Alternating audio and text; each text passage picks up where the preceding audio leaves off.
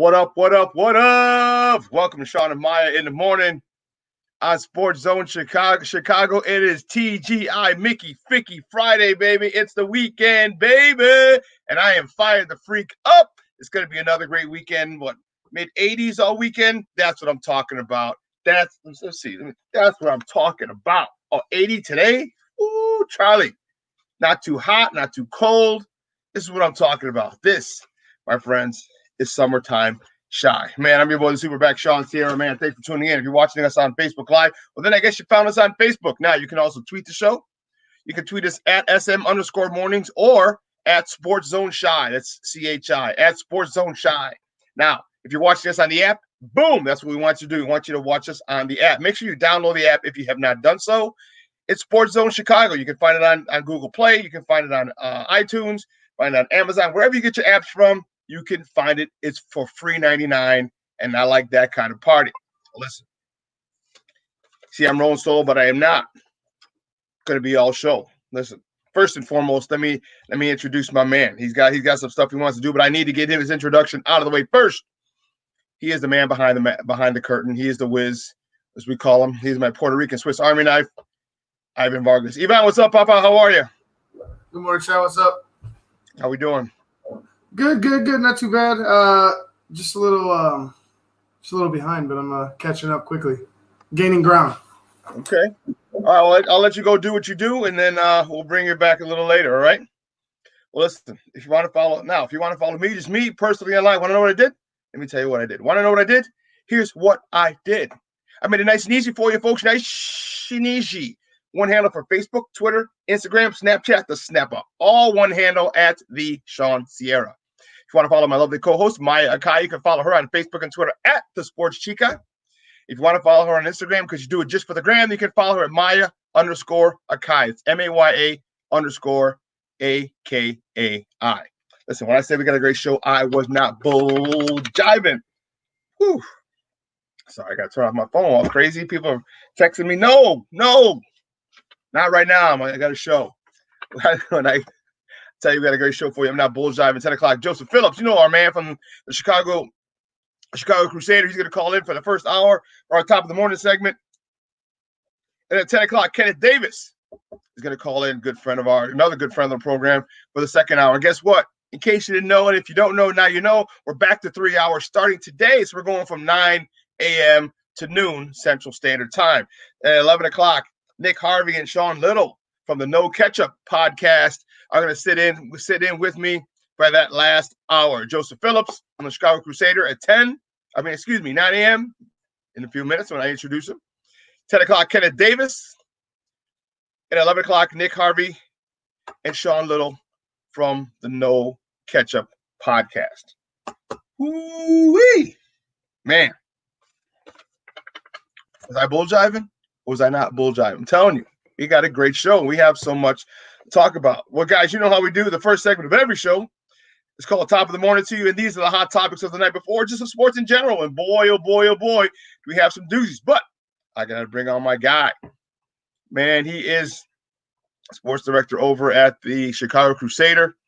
He is a good friend of the program. Man, let's welcome to Shawn and Maya, Joseph Phillips. Joseph, what's up, Papa? Good morning. How you doing, buddy? God bless. You in that damn log cabin in the Smoky Mountains. It's son of a biscuit, boy. Yes, I'm jealous. Damn it, I'm jealous.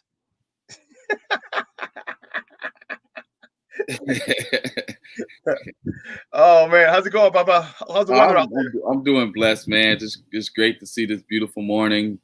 Breathing in this fresh mountain air at the high altitudes. Man, it's God's country. It's beautiful, man. Good. So you're coming back tomorrow, you said, correct? Yeah, actually, I'm leaving tomorrow morning. Okay, good. Well, enjoy your last night, you and the fam. I hope you guys had a great time. Were you out there a week? Yeah, so from Sunday to Saturday, yes. Yeah, that's nice. Yes. The missus happy? Oh man, it's amazing, brother. You know what? You know, if I ain't happy, ain't nobody happy. So good. That's right. It's amazing. I'm making sure I'm holding that down. You know. And you can never, ever, ever have too many cool points with the misses. Ever. Right.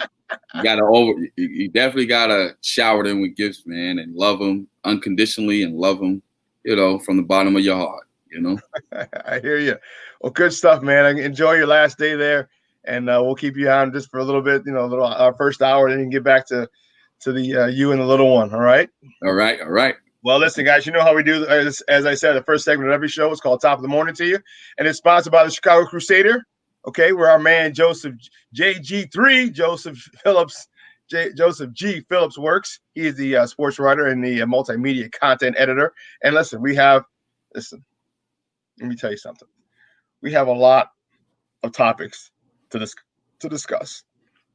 But the first top of the morning topic, because you know what, the White Sox didn't play yesterday, and I wanted to talk about them the other day. They beat the Cleveland Indians on Wednesday 4-0. It was a pitcher's duel between Plesac and Giolito. Man, Plesac, his dad was a one heck of a pitcher too, and he's like, yeah, you know what? I'm gonna pass this on to my son. Giolito did not get the win. He went 6 innings, 4 hits, no runs, 2 walks, 6 Ks.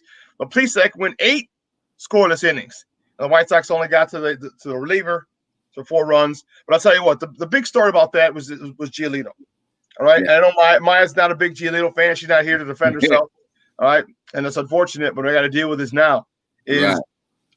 One of the things that we talked about was I didn't like the way that James McCann was not catching Lucas Giolito. Mm-hmm. And maybe it was a situation where, Lucas wanted to catch Grandal. But again, I personally would, if I was Rick Renteria, I would have had McCann catch him first time. Right. This time, Grandal and Giolito seemed to have some chemistry, and they stuck with what worked. He had 85 pitches. I thought he could have gone 7. Right. But that's okay. 85 pitches. 81 of the 85 pitches were fastballs and changeups. Ooh. 81 of the 85 pitches were fastballs or changeups.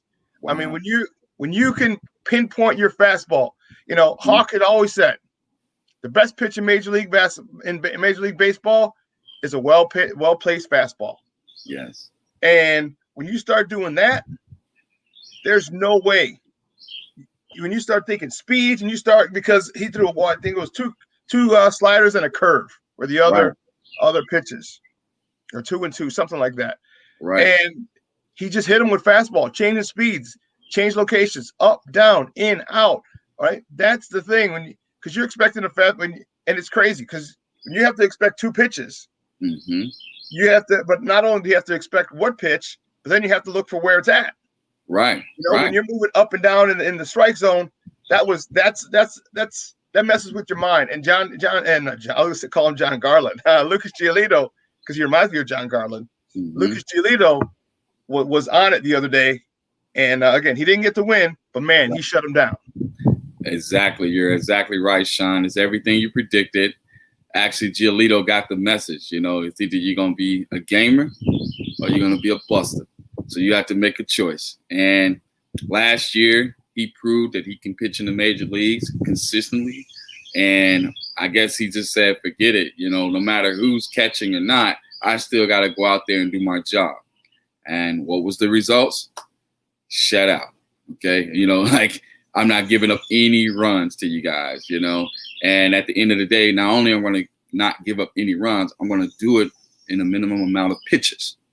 And I'm going to do it with so much command, like I did last year, that you, the batter, won't even have a scouting report on it. It's just good old hard country fastball with movement.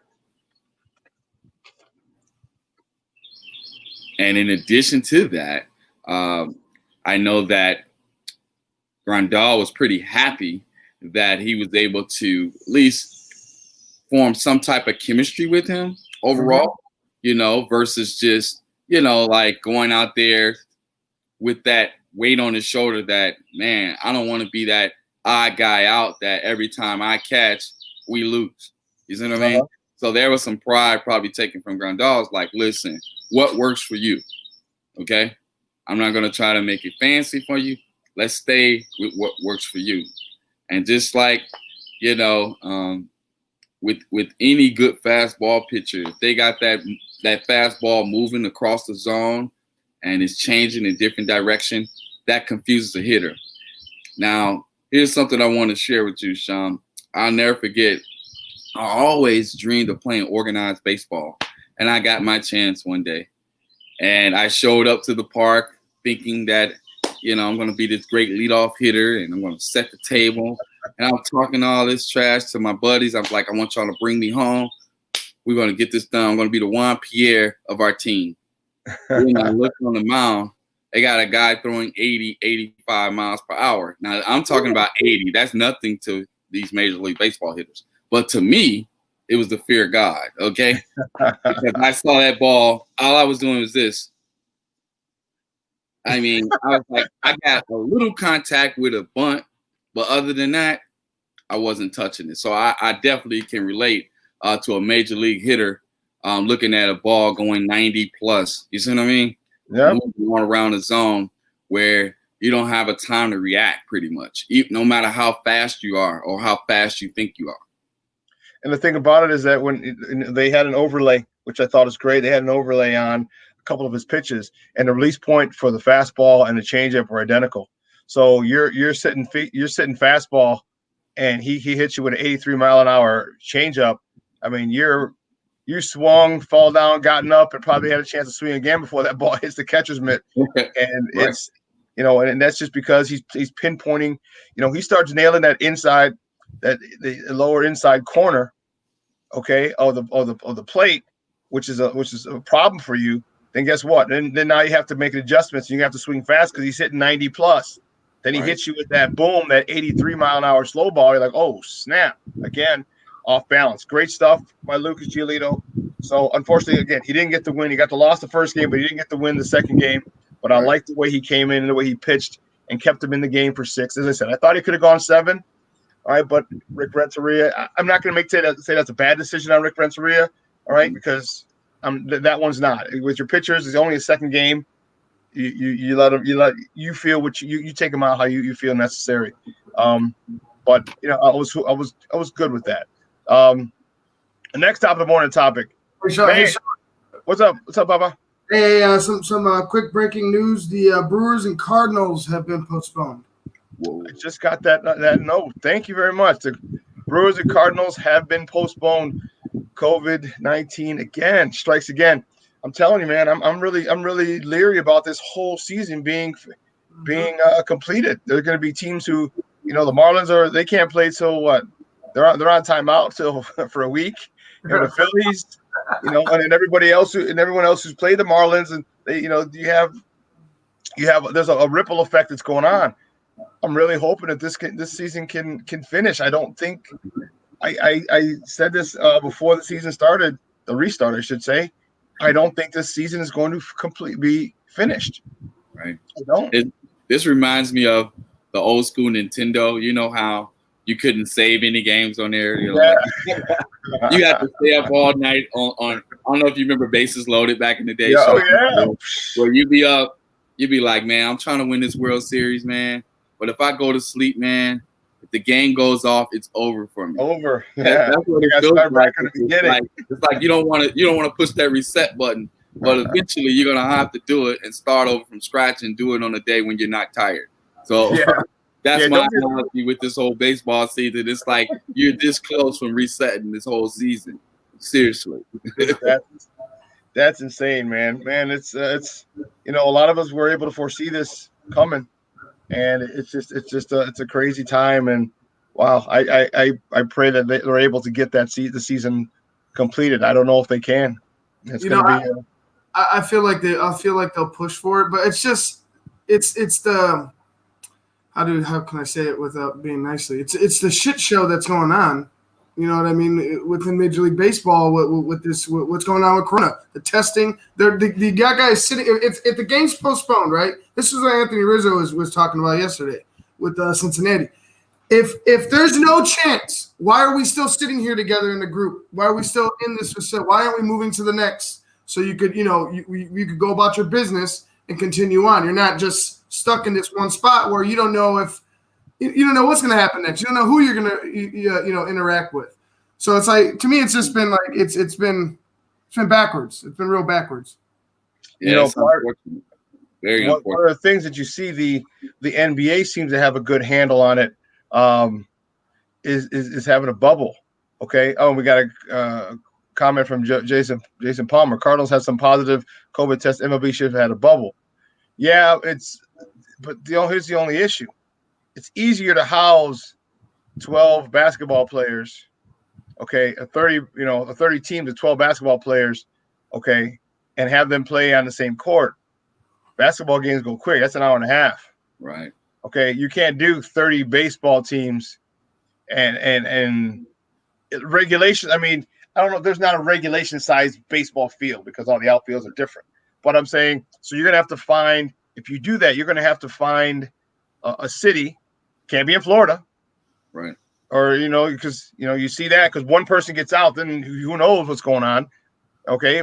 Or you want it in Florida, you want it in Texas, you want it in Arizona, you want it in California. And these are all hot spots. Mm-hmm. All right. Thanks, Lou Williams, for being an idiot and going out to get chicken wings at a strip joint. But, hey, that's another story. One of these players decides to leak out for whatever. So now you have to take these games and you need facilities to play. Now, I would say the best if you're going to do a bubble for Major League Baseball, it's got to be in Arizona and or Florida, and right. And those are two hot spots, and that sucks because you really have to keep everything tight.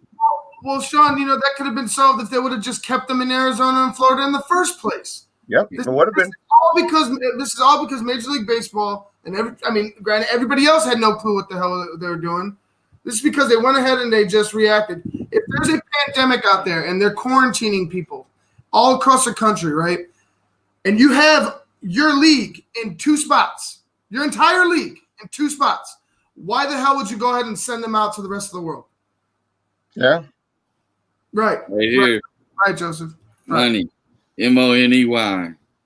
The love of money is the root of all evil, as they say. There's nothing wrong with money, but when you love it so much and you got greed backing you, you can care less about the lives of others. You see what I mean? Most of those guys, to them, when I'm saying to them, I'm talking about the owners.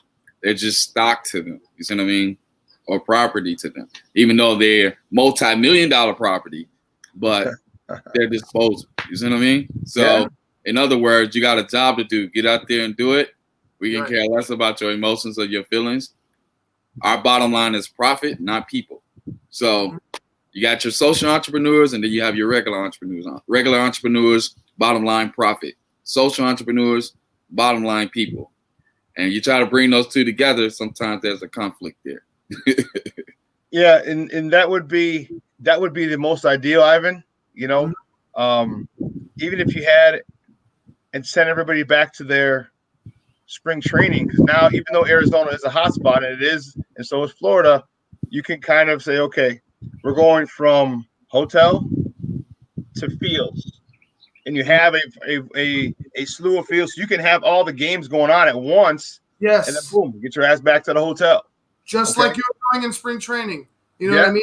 You have a direct line from hotel where the players are being housed to the field, back to the hotel. They would have never been exposed to, and even if Arizona and Florida are hot spots, if they would have stood there and stood pat and said, "Wait, let's see what's going on. You guys stay here. If we're gonna try to plan this out, at least we know where our teams are. At least we know we could go ahead and assess whatever situation we need to, as far as like treatment and testing and seeing if people are infected or not." But they let them go back all over the country to their homes, all over the world. You know what I'm saying? Like, it's insane. Like, why would you ever think to be that laxed would be a smart idea? All right, it's unfortunate. Like, I'm just putting it out there. Yesterday, we went into a restaurant, and we had the hostess taking our temperature. We was like, wait, what is this? What are you putting to my head? When I'm saying that this is this is now, you see what I mean? This is the new reality that we're living in now. It's the what they call it, the the new reality. It's kind of it's kind of tough, you know, when you just want to live a normal life. And I do feel the players too. They don't want to be trapped in a bubble. They want to get outside and do things with their family, just basic things. But as they say, this is the new normal, I guess. You know, like you're not going to. Here's my issue with that, Joseph. Here's my issue with that. Okay, go ahead. I get it. You know, you have families and you want your loved ones and things like that. But you have to understand this is not something that Major League Baseball is forcing you to do. Mm-hmm. Okay, this is not something that's imposed by Major League Baseball. This Major League Baseball did not say, you know, there's a virus going around, so you can't do anything. This is something that's a world pandemic. Okay, so desperate, crazy times call for crazy measures, and you have to understand that. Look, this is not happening every year. Right now, this is what needs to be done for us to be safe. And if it means for me to be away from my family for a while, okay, so I can continue to make money to provide for the family that I love, right? Then I'm going to keep my ass with everyone else. So I mean, you know, you don't see the military go, well, I really miss my family. I'm just going to go AWOL. Yeah, you have a couple guys go AWOL, but they understand it's part of the gig. Yeah, you do. All right? I mean, you get some sprinkled in. You do, but I'm saying, how many thousands of people do we have? How many thousands of military people do we have? For this, you have to understand, you know, it's the entitlement that, to me, that bugs me. You're multimillionaires. Well, I don't want to do this anymore. Okay, well, you know, at this point, it doesn't matter if you're a multimillionaire or if you're a poor guy in the street. And just FYI, I haven't heard of any homeless people getting COVID, but that's a whole nother story. Right. Okay, this is what needs to be done. This is what needs to be done if you want to make the money to provide for the family that you're going to have to miss. Right. And it's a one year thing. Okay, I get it. I understand. Some got some of you have newborns. Some of you have, you know, are newlyweds. You know, you're not consummating the marriage out of it as much as you'd like because, you know what I mean? But this is a sacrifice you have to make. You're making millions and millions of dollars. Okay? You're providing for them. If this is what has to be done in this pandemic, then it's got to be done. You know, yeah, it sucks. You know, I'm not saying it's easy. I'm not saying it's fair. You know what? Well, guess what? All you guys who are fortunate and had a fast track and everything, and parents who could pay for travel ball and all these other things, guess what? Now you're seeing how life isn't fair because now you're on even ground with every single player, every single person in the world. Doesn't matter socioeconomic status, doesn't have athletic ability, nothing. You're on even ground and people don't like it. Right. They don't like it. And so, you know what? I think you're right, Ivan. Major League Baseball, that was an E owners. That error goes to the owners. And more just keeps coming by. It says the Cardinals are tested positive. So the Cardinals tested positive. Some of the Cardinals, yeah. They're scumbags. COVID-19 doesn't discriminate. You know, like you said, it doesn't discriminate. It doesn't care what class system you're in. But the good thing is that most people have recovered from it, so that's a good thing. You know, these are the positives of it. You know, and you know another positive is that you know if it ever happens again, you know most people are being educated on how to deal with the situation because right now everybody's walking on faith. You don't know, you know, like you can't really put a cap on it because a lot of people have never experienced this before. Right. You know, so no one's experienced it before. Unless you're hanging around from 1918, you know, the Spanish flu. Right. Or, you know, like you said, like if you're working for the CIA or something like that, or you know something about some top secret virus that's being released into the population, well, that's off the record. But they probably give you like a little spray. They probably give you a little spray. You're healed. That's it. Yeah. They got all type of crazy stuff out there, but that's just another story. What I'm saying is that, you know, at the end of the day, everybody is trying to like find out what this whole thing is about. Nobody has a pattern on how to deal with COVID-19. People are just pretty much guessing. This is their guesstimate on how to deal with the situation. And I know Major League owners don't have the solution. I know NBA owners don't have a solution. I know Dr. Fauci doesn't have the solution. You know, he's still trying to figure it out, you know. So what I'm saying is that everybody is in this situation, not just sports athletes, but everybody. You know, it's so funny you mentioned that. Here's a book I'm reading. I love it. You on it, Shawn. You're on it, man. If you look at it, it says, this thriller predict the coronavirus outbreak. Oh, you just like me. Hey, Shawn, check the back of your Clorox bleach wipes. Okay? Okay. When you get a chance. This is just something I wanted to share with you guys off the record, on the record. Okay? Check the back of your Clorox bleach wipes, and you're going to see the number one virus on there that it kills is coronavirus. So if everyone gets it, just eat one of those Clorox wipes and we're good? It's like it existed before it existed. Right. Now let that sink in, okay? That's crazy. Well, back to sports and back off our conspiracy theories, because I know a lot of big conspiracy theorists. We're start talking conspiracy theories. Let's take the time out. It's Conspiracy Theory Friday. I love it, Shawn. I love it.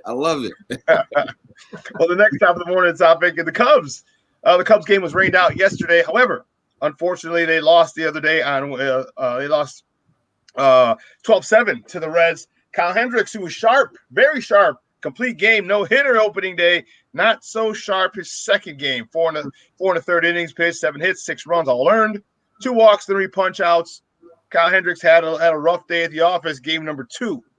Wow, you talk about a complete bizarro world. Mm-hmm. Okay, you look at Kyle Hendricks, and then you look at Lucas Giolito. Lucas Giolito got roughed up big time in game 1. Okay, roughed up. Mm-hmm. Kyle Hendricks, he was a hot knife through butter. Mm-hmm. Hot knife through butter. Switch to game 2. Lucas Giolito, hot. As I said, 6 innings, 4 hits, no runs, 2 walks. Okay, 6 punch outs. And Kyle Hendricks, 4 and a third, 7 hits, 6 runs, all earned. Complete opposite. What is this, like the bizarro world of the Cubs and Sox? 8 number 1 starters. What's going on? Well, it all comes down to the layoff time. Like the last time he pitched was on Friday.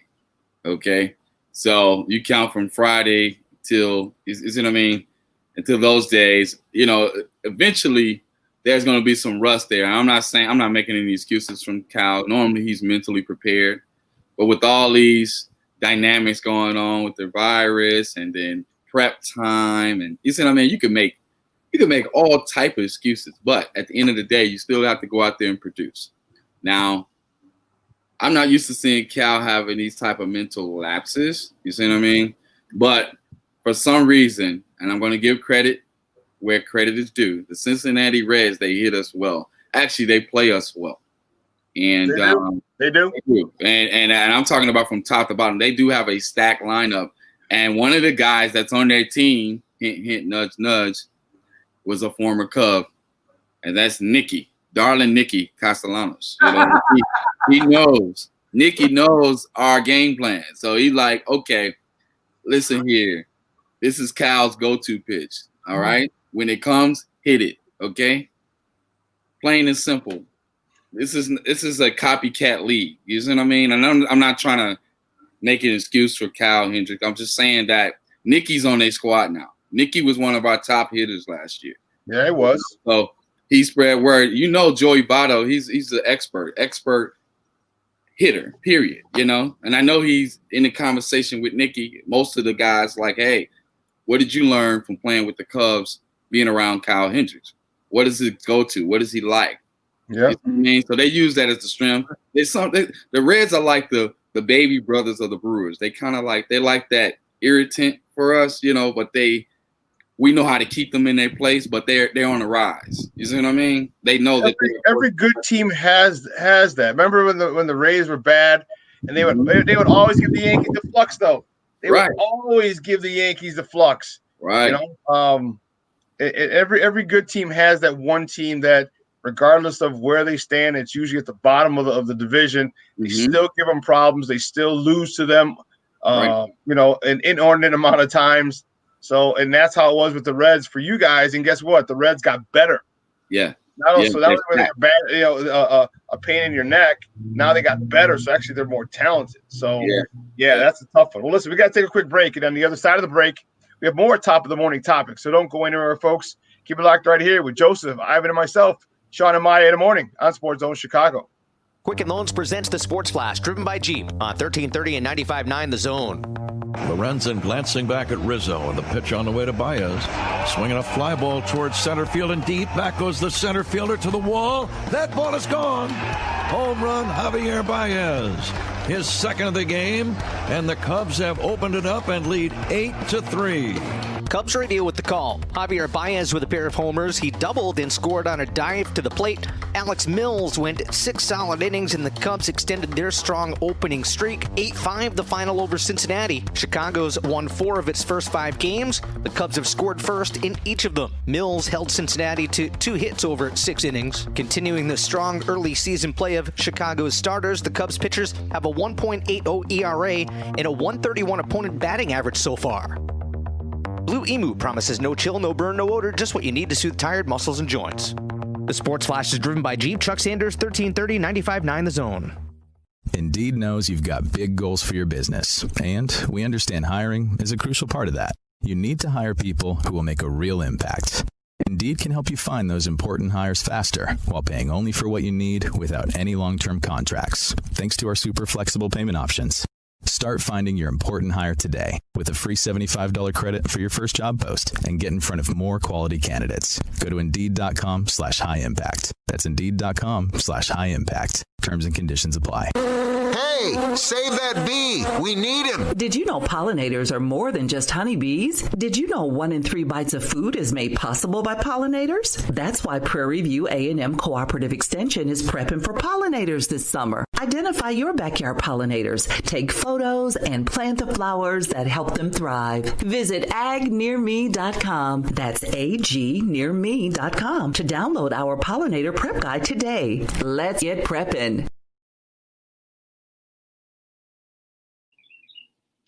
Welcome back to Shawn and Maya in the morning on SportsZone Chicago on this TGI Mickey Ficky Friday, baby. It's the weekend, baby. I'm fired up over here, boy. I'm telling you, Joseph, it's what's the temp like over there? Because it is beautiful here. It's going to be a high of 80 today. And let me tell you, this whole weekend, nice. You know, I'm probably going to end up staying home this weekend. I'm probably not going to go to Michigan. All right, because I didn't go to Michigan just to go to the beach. It's nice and warm. It's going to be 80 today, 83 tomorrow, 82 Sunday. These are nice, warm, nice, moderate temperatures, you know, good summertime weather. You can wear linen. You know, if you wanted to wear jeans, you could. You know, women can still wear their sundresses. Yeah, you know what I'm saying? So it's going to be a nice weekend here in the Shire. I assume a lot people are going to be heading out, trying to catch the coronavirus. Oh, sorry, I said it out loud. Sorry.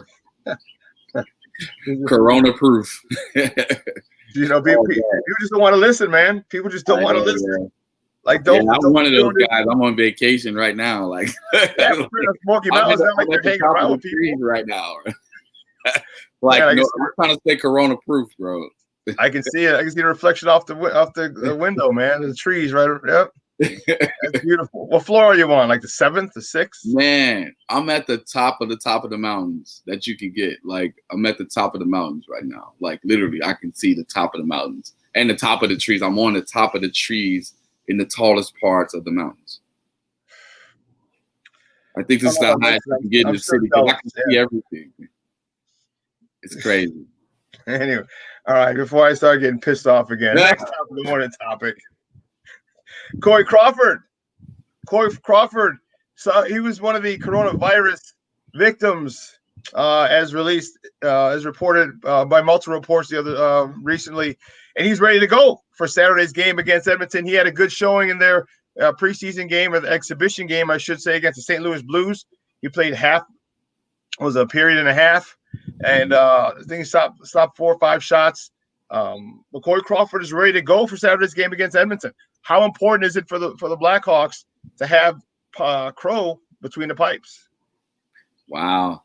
As soon as you was about to give up on Corey Crawford, here he comes, makes that last-ditch effort. I guess that's been kind of like the story of his career. You know, like he's always been like the overachiever goalie, you know, underdog / goalie. Like nobody really wanted him to be the goalie, but guess what?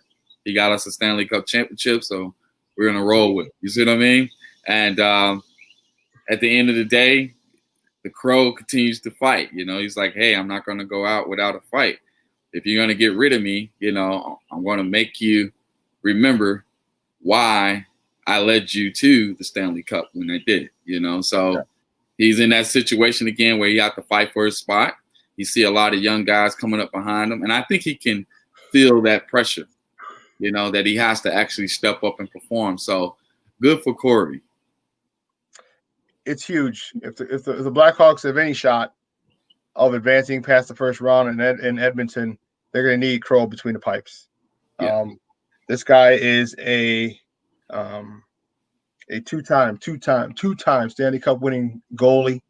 This guy has carried this team on his back at times, and they're going to need against the top 2 scorers in the league who play for the Edmonton Oilers. He's going to have to be at his game. He's going to have to be on his head all series. Luckily, it's only a 5-game series. So what that is, if the Hawks can steal game 1, they put themselves in a great position to steal that series. If in order for the Hawks to steal game 1, you're going to have stellar goaltending play, and Crow's going to need to be the Crow, vintage Crow. If he can, we have a shot. If he can't, it might be over in 3, maybe 4, but I'm thinking 3. Our defense is still suspect, which is why Corey's got to play out of this world. He's got to be on his head. Right. If our defense was a little better and a little more solid, I would give us more of a shot, but it's not. It's not, and so I can't honestly say that I expect the Hawks to win without an unbelievable performance by Corey Crawford. Definitely, and it's going to take an overall team effort also. Crow's going to need some help. We're going to have to sacrifice some bodies. We're going to have to let the pretty boys get a little dirty, because a lot of like I tell people, it's very similar to the Bears situation. The defense can't carry you through everything. Eventually, you got to put some points up on the board, and it's vice versa. With hockey, you got to stop people. Okay, even if you're the top scoring, one of the top scoring teams, you have to play defense. Bottom line, and if you don't play defense, you're gonna find yourself sitting at home watching with the rest of the quarantine fans. That hey, that was our opportunity. We blew it. But if I was the Hawks, like I said, everything right now is 0-0. This is almost like a new season for them. So. You got a chance to make a name for yourself against one of the top teams in the NHL in the Edmonton Oilers. And the thing about that is, you have a core of guys who've won at least one. Many of them have won 2 Stanley Cups on that team. They need to delve into that bag, that reserve, that playoff experience, and they need to play out of their minds. Duncan Keith's going to have to find a fountain of youth. Okay, as well in Jonathan Toews and Patrick Kane and Brendan Saad. Those guys are going to have to light the lamp. All right, Kobelik is going to have, he's up for the Rookie of the Year. He's going to have a strong series. The Brinket is going to have a strong series. We're going to need to outscore this team big time. And if we can limit their scoring opportunities with better defense, it also means everyone's got to get back on defense with Crow playing, on his head between the pipes. And these guys lighten it up. I think there's a shot. Hey, Shawn. Long shot, but there's a shot. Hey, Shawn. What's up, Joe? Yeah, so it's kind of – I know you played varsity football in high school, so it's almost like that guy that's on the team that's a senior, and you want him to go out on top because this probably be his last year with the team. Yeah. You want to make the best man. Be like, man, we got to at least get us 1 win. You see what I mean? We got to at least get you 1 win before you graduate. You got to at least get you 1 win before you move on to the next level. You see what I mean? So if they can come together on one accord, we probably can shock the world. You never know. Yeah. And I feel that same way. I just feel with the young core, this is like, you remember when the Bulls played the Celtics in the playoffs when was it Derrick Rose's rookie year? When Derrick Rose was BG7. Yep. And there was that excitement. It was out of there was an excitement because you had Derrick Rose, but there was this excitement like, oh, it's coming. You know what I mean? There's something on the horizon. There's something to look forward to. And if the Hawks could, even if they take them, let's say they take them to the brink and lose. I'm good with that is if you show me something. Right. Well, if they take them to the brink, they're going to have to show you something. Right. If they get to game 5, then they would have showed you something. Right. At least in 2 games, they would have shown you something. So if they can get past 4 games, if they can get because 3, I can say 3-1, and the Hawks might get 1. If they could take it to 5, I'm happy. At that point, it's again, no, it's game 5, but like a game 7, that's the final game for the series. Anything can happen. Because just ask Nick Leddy and the way the puck deflected off his jersey in game 7 in overtime in the Western Conference Finals. Anything can happen. Why do you do that to me all the time, mentioning Nick Leddy? All the time.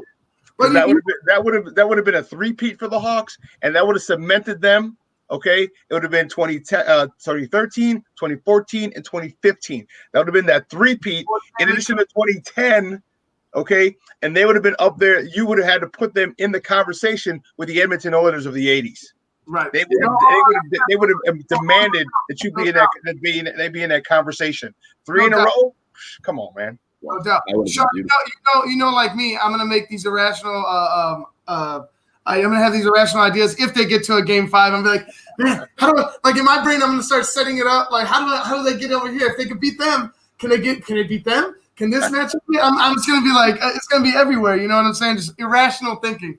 Speaking of that Boston Celtics series, if it wasn't for Rajon Rondo and Ray Allen, we would have beat them.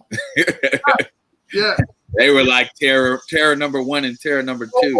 Or if they had another shooter on the Bulls. Yeah. BG7. Yeah, BG7, that would been all right. Ben Gordon, man, where happened to Ben Gordon, man? I'll tell you what, I love Ben Gordon because he had no conscience. Yeah, he had no conscience. He could be off. He missed his last 12 shots, and he put this one up. He'll step across the half court line, and be like, I'm ready, and pull. Right. It was awesome. He'll stop and pop from the 3-point line, and you're like, oh, he's doing that? Oh, he hit it. Like, oh, he hit it again. Oh, he did it again. It's like, what? Ben Gordon was just like, he was awesome to watch when he came off the bench. Just 30 points like this. Yeah, I love Ben Gordon. Great bull. Great bull. Well, listen, next top of the morning topic. How much time do we got? Okay, we got time for the Major League Baseball. The union have agreed that doubleheader starting in August, each game will only be 7 innings. Your thoughts, Joseph?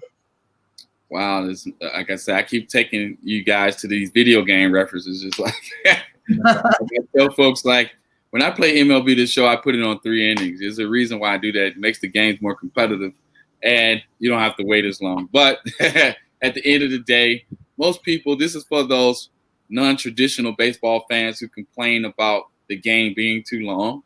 Well, here's your opportunity to watch a 7-inning game. Matter of fact, you're going to get the 7-inning stretch in addition to the game ending. So this is a perfect green for them, okay? But other than that, I'm a traditionalist.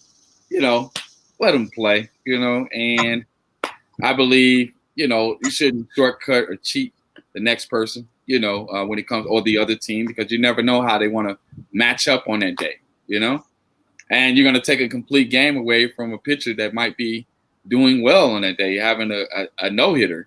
Say, for example, he throws a no-hitter for 7 innings, and then they'll look at the record book and say, well, he only pitched 7 innings, so it really doesn't count.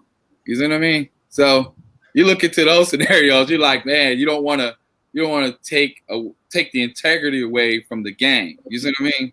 Yeah. But because of the circumstances and the scenario, they're gonna roll with it. I'm cool with it because you said, Joe, because of the circumstances. This is not a regular season.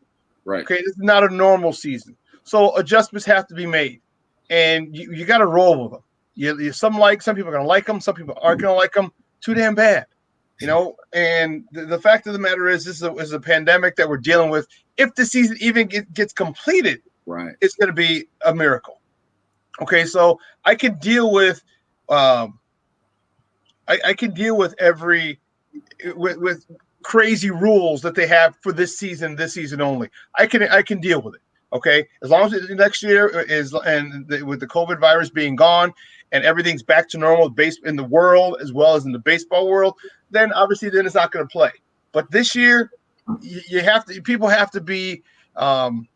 You have to be patient. You have to be. You got to give a lot because all right, we're in unprecedented times as you've heard millions of times at this point.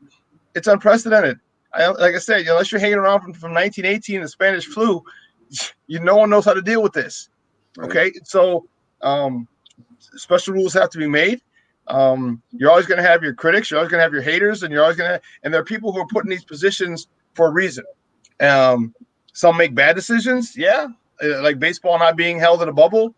I got you. But well, the decisions that they made, Shawn, like some of those decisions, we talked about double headers. When we were discussing how they're going to set up the schedule, we talked about double headers. Right now they go ahead and they make, which I mean, like you said, I'm cool with all the goofy rules for 1 year for this shortened season. So now you out of nowhere, after the season starts, you make the decision to say, okay, we're going to have 7-inning double headers. Well, you could have made that decision earlier. Like I said, you could have made the decision to keep your teams in their spring training facilities and still had 7-inning double headers and still had a season without all this. I don't know. It's just like I said. It's really a cluster. You know what? Hey, Shawn and Ivan. Yes. Shawn and Ivan, can I add this to you because I love baseball history? This reminds me of wartime during World War II. When how a lot of the baseball players left to go to war. Like a Joe DiMaggio.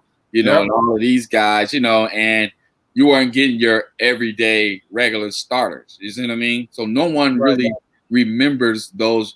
I wouldn't say remember those years as far as statistically, but I'm talking about far as, they wouldn't remember those years statistically, but far as historically, you remember what happened. So when it comes to this season, you can credit everything to COVID-19, so, and when it comes to those seasons back in those days, you can credit everything to the war because it's kind of like an asterisk. You really couldn't compete fully with your roster, but you still had to go out there and play. The game still has to go on. So whether the game is 7 innings or 9 innings, they're still playing baseball. I'm happy to see it back. Hopefully everybody stays safe, etc. And I'm okay with it. I'm even okay if you had games at 7. At 7 innings. It's going to help your pitching staff. It's going to help. The one thing that I'm not okay with is the reason. Like, if you want to do it because the lack of exposure, like someone had said that the lack of exposure to the coronavirus is one of the things that I had heard. I'm like, but you're already at the game. Yeah. Like, if you're there for 7 innings, what's going to happen in 8th and 9th innings that's going to give you more exposure than just being there for 7? These are some of the inconsistencies that we're having, and the conversations that I'm hearing that frustrate me. So again, I'm okay with the two games of 7 innings. I think it's great. We're getting games in. Okay, again, it's an unbelievable circumstance, and for 1 year, I'm okay with it. I'm more than okay with it. Moving on, the next top of the morning topic, the IHSA has pushed back fall sports, basically football, to the spring. Wow. Your thoughts, Joseph? Well, it's the college scenario again. Like we were talking about this a few weeks ago, just how you had seniors, which I ran into a few of them in the neighborhood, talking about how they've been in the weight room, and this is their year to make their mark. And want to go out in style. And coach been telling us we will have a game, there will be a season, and then breaking news, boom, we're pushing the games back to spring. So what I'm saying is that at the end of the day, yes, they'll still have an opportunity to play, but there's no guarantee they're going to play in the spring. You see what I mean? So it's kind of like, you might as well just cancel 2020 and 2021. I'll just put it out there. Like it's just been a tough year for everybody. Let's just ride it on out. That's how I look at it. I feel kind of sorry for the guys, but for their safety, that's what's important. Your life is bigger than sports, so maybe the opportunity may come later on down the line. The bottom line with this whole pandemic is just about surviving and living. And even the IHSA gets it. You know, there's like, hey, we're just going to shut it down. We're not going to take any risks with your children. Matter of fact, we probably won't take a lot of risks during the school year, you know? So we don't even know what those stipulations are. So I agree with the decision. They playing it safe, and everybody can pretty much continue to quarantine until this thing actually lifts up. You know, it's a necessary decision. There are a lot of different states who are playing in the fall. I'm concerned about that. I really am. It bothers me because there's going to be certain kids who, like me, wouldn't if they cancel it altogether. Okay, who aren't going to get a shot at a college scholarship. Okay. My junior year, I was on the team. I didn't play. We had a big bruising fullback who just literally destroyed people. Okay, for our running back. It was back in the late 80s, so mostly running games from high school teams. So that off season, I lived in a weight room. All right, I lived in a weight room, and usually it was me and the janitor. That's it. Like he'd sweep around where I was working out, and then he said, just lock the door when you're done. I said, no problem. And obviously he knew me because I was always there 4 days a week. And my senior year, I broke out, and I got a chance to go play football at Holy Cross. So there's going to be a lot of if they cancel it, which is like you said, we don't know. Just because they move it to the spring doesn't mean this thing's going to be over by the springtime. But the more that we see inconsiderate people and selfish and self-centered people doing what they're doing, continuing to go out and continuing to party and travel all over the country. Thank you, people in Miami and Arizona and Wisconsin now. So they might not get a season in, but if they are, at least they'll have tape. Right. At least they'll have tape, and at least they'll be able to. It's going to affect the people who want to graduate early. Yes. Okay, because that happens a lot. You get star players, okay, who will graduate high school early after the fall semester. Transfer and enroll, or I should transfer, enrolled into the school that they've committed to in the spring semester, which allows them to get spring ball in. Right. So now when they go into fall camp, they're up to par, they're up to speed on the they're further ahead than it would be if they didn't have a spring practice. Put it that way. I don't know how up to speed you'd be, but you're a lot further ahead than you would be had you not enrolled early. But then here comes the question. Colleges, some people, the ACC just said, okay, we're going to go with 10 college, 10 conference games. They added Notre Dame in there. What happens if a couple of teams in the ACC or the SEC get plagued with the virus as well? Now, do you move college football to the spring? Right. I know everyone wants to keep it here, not at this particular point, but man, it's a crazy thing for the health of the kids. I get it. You push it back. You don't eliminate it. You postpone it. Right. Give them a shot, okay? Because there's a lot of scholarships that are on the line for a lot of young men and women. Okay, if it's canceled, unfortunately, then it's canceled. And yeah, it would suck. It would suck for them. But guess what? Life's not fair. That's right. And you have to make do, regardless of the hand you're dealt. You don't believe me? Ask all the black and brown people who had to do that for a long, long time. Yeah. Okay. Yeah.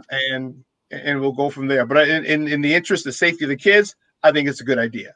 And to add to what you're saying, like their off season is about to become their regular season now. And their regular season is about to become their off season. So it's just like you're just switching. You see what I mean? Because normally springtime is I noticed with the coaches is when the players use that time to rest and recuperate. You see what I mean? From all the, you football players take a lot of punishment. Mm-hmm. Knees to the arms, and still some people are recovering from last year. You guys got lingering injuries. So what I'm saying is that it's a mindset you got to have going into the spring to get better, but instead you're going to be preparing for the season. Now, you can use this time to continue to prepare leading up to the spring, but there's going to be a lot of anti-football players like, man, I'm tired of all this practicing, man. I'm ready to get out there and hit. I'm tired of lifting. I'm tired of running. I'm tired of conditioning. So you stop. And you know what? I was at CrossFit with a couple of guys who coached at my rival high school, Mount Carmel. And I should have asked them. So you know what? I think next week we'll have some of those guys on. We'll have. I'll see if I get Jordan Lynch. I go to CrossFit. We go to CrossFit together, and I'll have Todd Kuska, who was a teammate of mine when I played in high school, but is a head coach at St. Rita. I'll see if I can get them both on and talk with them about what they're going to do for their teams.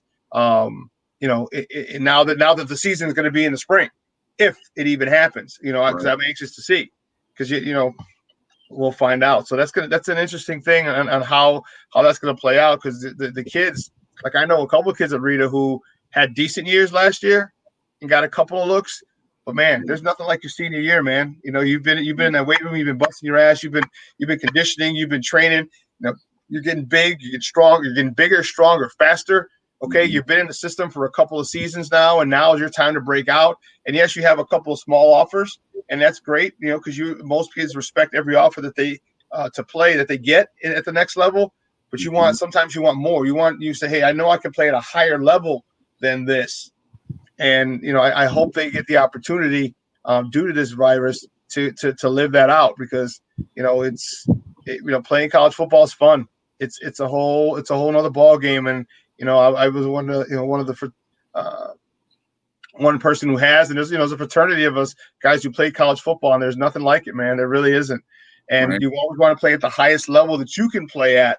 Yes. And it's a phenomenal experience, especially for these young inner city kids who've never been outside of Chicago except for maybe a vacation here or there. But I'm talking, some kids have never even gone on vacation. Their grandma's house in Kankakee is their vacation. Or their grandma's house on the south side going from the west side to the south side is their vacation. And their lack of awareness of what else is around the world out there outside their neighborhood is startling. So it's just a good experience for young men. It also kept a lot of the guys out of trouble, like that football practice. Think about that, dude. Yeah. Like that football practice, like for me, basketball was discipline for me. It actually gave me the discipline to focus on academics. You see what I mean? And most guys aren't all academia. So sports is their version of academia. And sometimes when you don't have that quote unquote motivator or that trigger to motivate you in the classroom, because sometimes how as athletes we used to come to school looking forward to the game, so we make sure we do our homework. And I'm not saying you, Shawn, you probably took the academic route, but I'm saying I had to, man. My mom's she wasn't called the warden for nothing. I know your mom didn't play no games, bro. What I'm saying is that I know with me, I wasn't always like the top student or anything like that. But what used to motivate me was that I didn't want to miss that game.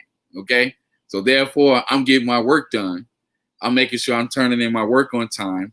And then that was a motivator to get my work done. You see what I mean? Like I was just like, I'm not going to be in this classroom all day because of a certain grade letter. You see what I mean? I want to make sure that I got all my work done because I don't want to miss game day, because there's nothing like game day. Nothing like game day. You wear your jersey. Hey, you know what? I talked to the bosses real quick, and they said I'm gonna flip the script a little bit. We got another guest coming on at 10 o'clock, and I want all three of us to talk, and we can go to like 10:15 before you bow out. But I want to bring on the guy who's coming on at 10 o'clock. He's a good friend of the program. You've heard him. I told you about him earlier in the show.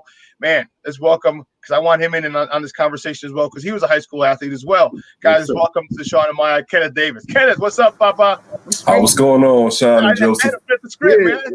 How y'all doing? Listen, it's funny. Call the owner, my boss is like, hey, man, can I bring Kenneth on and just kind of have a break at like 10:10? Like, yeah, you can do it. You cool. I'm like, I love my bosses. You the bomb, man. You the bomb. So, yeah, so we're talking IHSA. You heard when you're in the green room, give me your thoughts, man, because he's, for me, I was like, yeah, it's not canceled. It's just postponed to the spring. I'm like, okay, I just don't want if it's canceled, it's going to be a big problem because, like I said, I was a guy who didn't shine until his senior year, and you're going to take that away from a lot of people. Wow. Okay? I was behind a 225-pound fullback who was just destroyed. Dude, he was a steamroller, bro. My running back Paul Gordon in 6 games.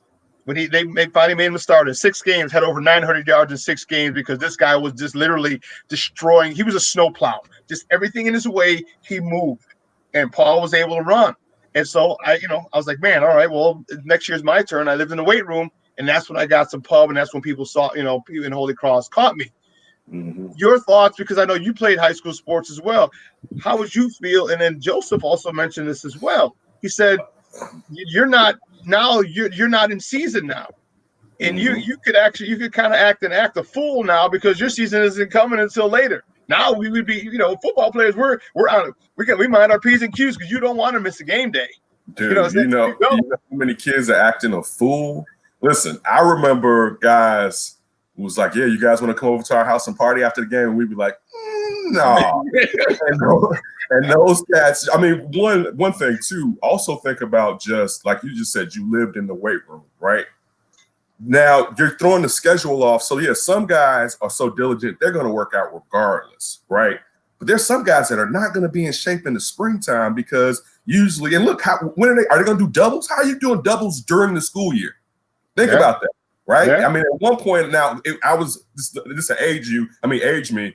I remember when Mark Carmen was doing triples, and then this was one of those summers when kids was dropping, right? Unfortunately, I'm not saying that like it's cute. Like kids were dying from dehydration, and everyone. This was like my junior year going to my senior year. We came back senior year, we didn't go as hard as we did junior year. And we talking about that July, August Chicago humidity. But now, but now, how are these kids during the school year? All right, one, they have to social distance. So you mentioned juniors and seniors. So juniors and seniors, for me having kids at the school age, they're basically, juniors and seniors don't have to come in right now. It may change, but they don't even have to be in the school. So one, how are you going to have them and set them up in the weight room? So you're not doing doubles basically. You know what I'm saying? Right. So that's basically out. So in what you alluded to, ruining your senior year, I feel sorry for the kids that missed out on everything after March. Like if your prom, just any sports that was happening.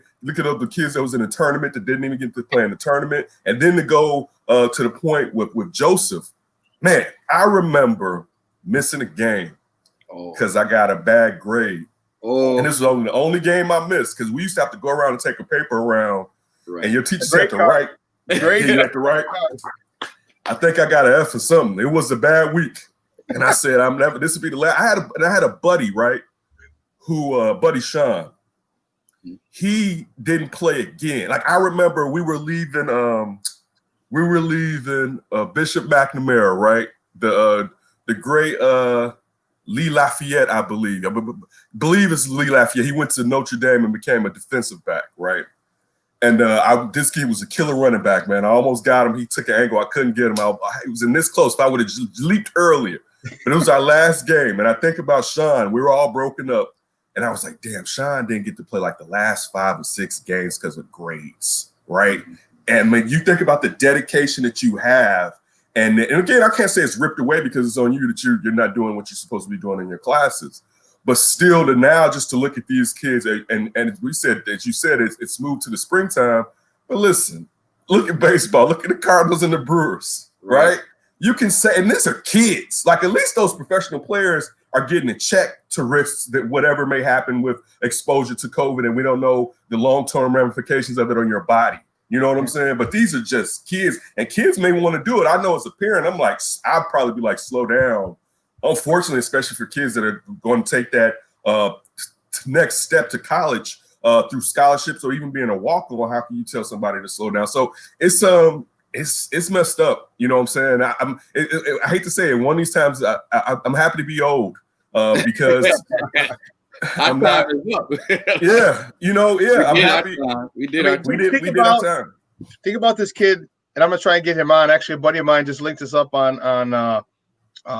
Twitter, JJ McCarthy, kid out of NAS. All right, the kid he's been in funny small world.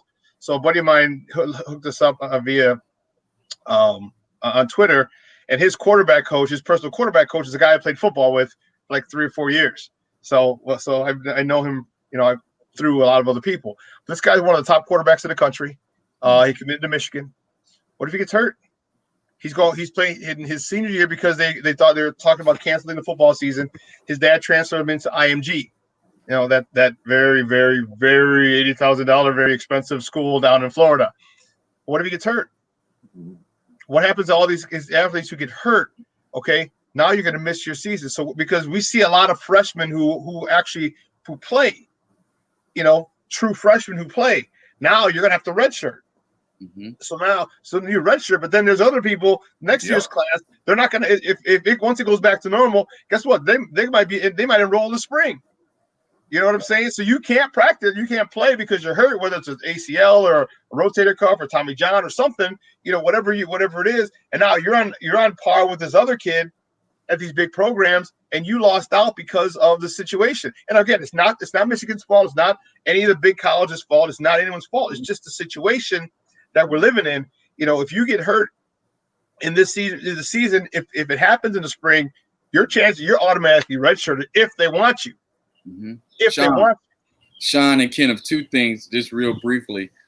First, just to back up what you guys were saying, like it's going to cause a lot of problems. And one of the problems that you need to watch out for, because I know a lot of AAU teams take advantage of this, where kids are going to start transferring to schools that are like COVID-19 proof. Like they're going to, for the schools that be like, hey, we're not canceling our season. People are going to be moving to other states. You see what I mean? Like, I'm just saying, this is how crazy it's getting. It's almost like a free agent's frenzy. Like the teams say, for example, if you're a public school and you've been sucking for years, okay? But you're COVID-19 proof, your community is COVID-19 proof. And there's some star athletes that's nearby. They're looking like, man, from here until March, can I transfer into these schools and still be eligible to play so that I can get those looks? You see what I mean? And I'm not trying to put ideas in people's minds. I'm saying that this is a long time ago. Exactly. I'm just saying, like, this is where it's already been happening, but it'll even get more dirtier as far as business, from a business perspective, if people just start taking their families and just leaving the states and going to quarantine. Georgia, Texas, Florida, places that's like, we don't care. You see what I mean? It's almost like a migration in talent, That's good call. Sorry, go ahead. Go ahead. No. I was just saying that's a good call. Definitely. And then you mentioned AAU. What happens with the AAU circuit? Right. Okay. What happens with that? Because now there are no boundaries. They're not governed by the IHSA. Right. So if you're talking about a basketball player, basketball starts in October, November-ish. You got the Thanksgiving tournament, you got the holiday Christmas tournaments that you're in, then your regular season kind of starts in January. But the AAU teams, what if your school now AAU teams can really go after these guys? Hey, listen, you're not even going to play ball. You need to come play with us. Right. It's gonna and AAU teams travel.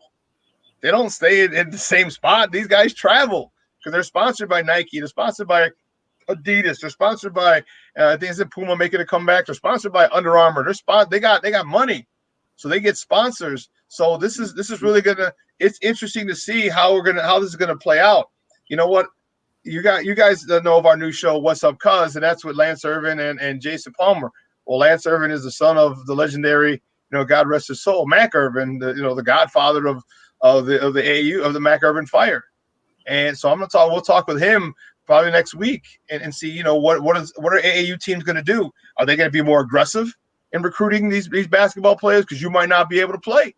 Because as Ken Joseph said, he goes, what's the guarantee that these kids are going to play football in the spring? Mm-hmm. Dude, it's terrible. Because as you just said, there are guys that was going to get a look that aren't going to get a look. There are guys that teams were probably starting to look into, and now that tape from last year is all they have left. You know what I'm saying? Like it's messed up, man, to say the least. And then on top of that, and I mean, I know we're talking sports, but just think about it as far as education.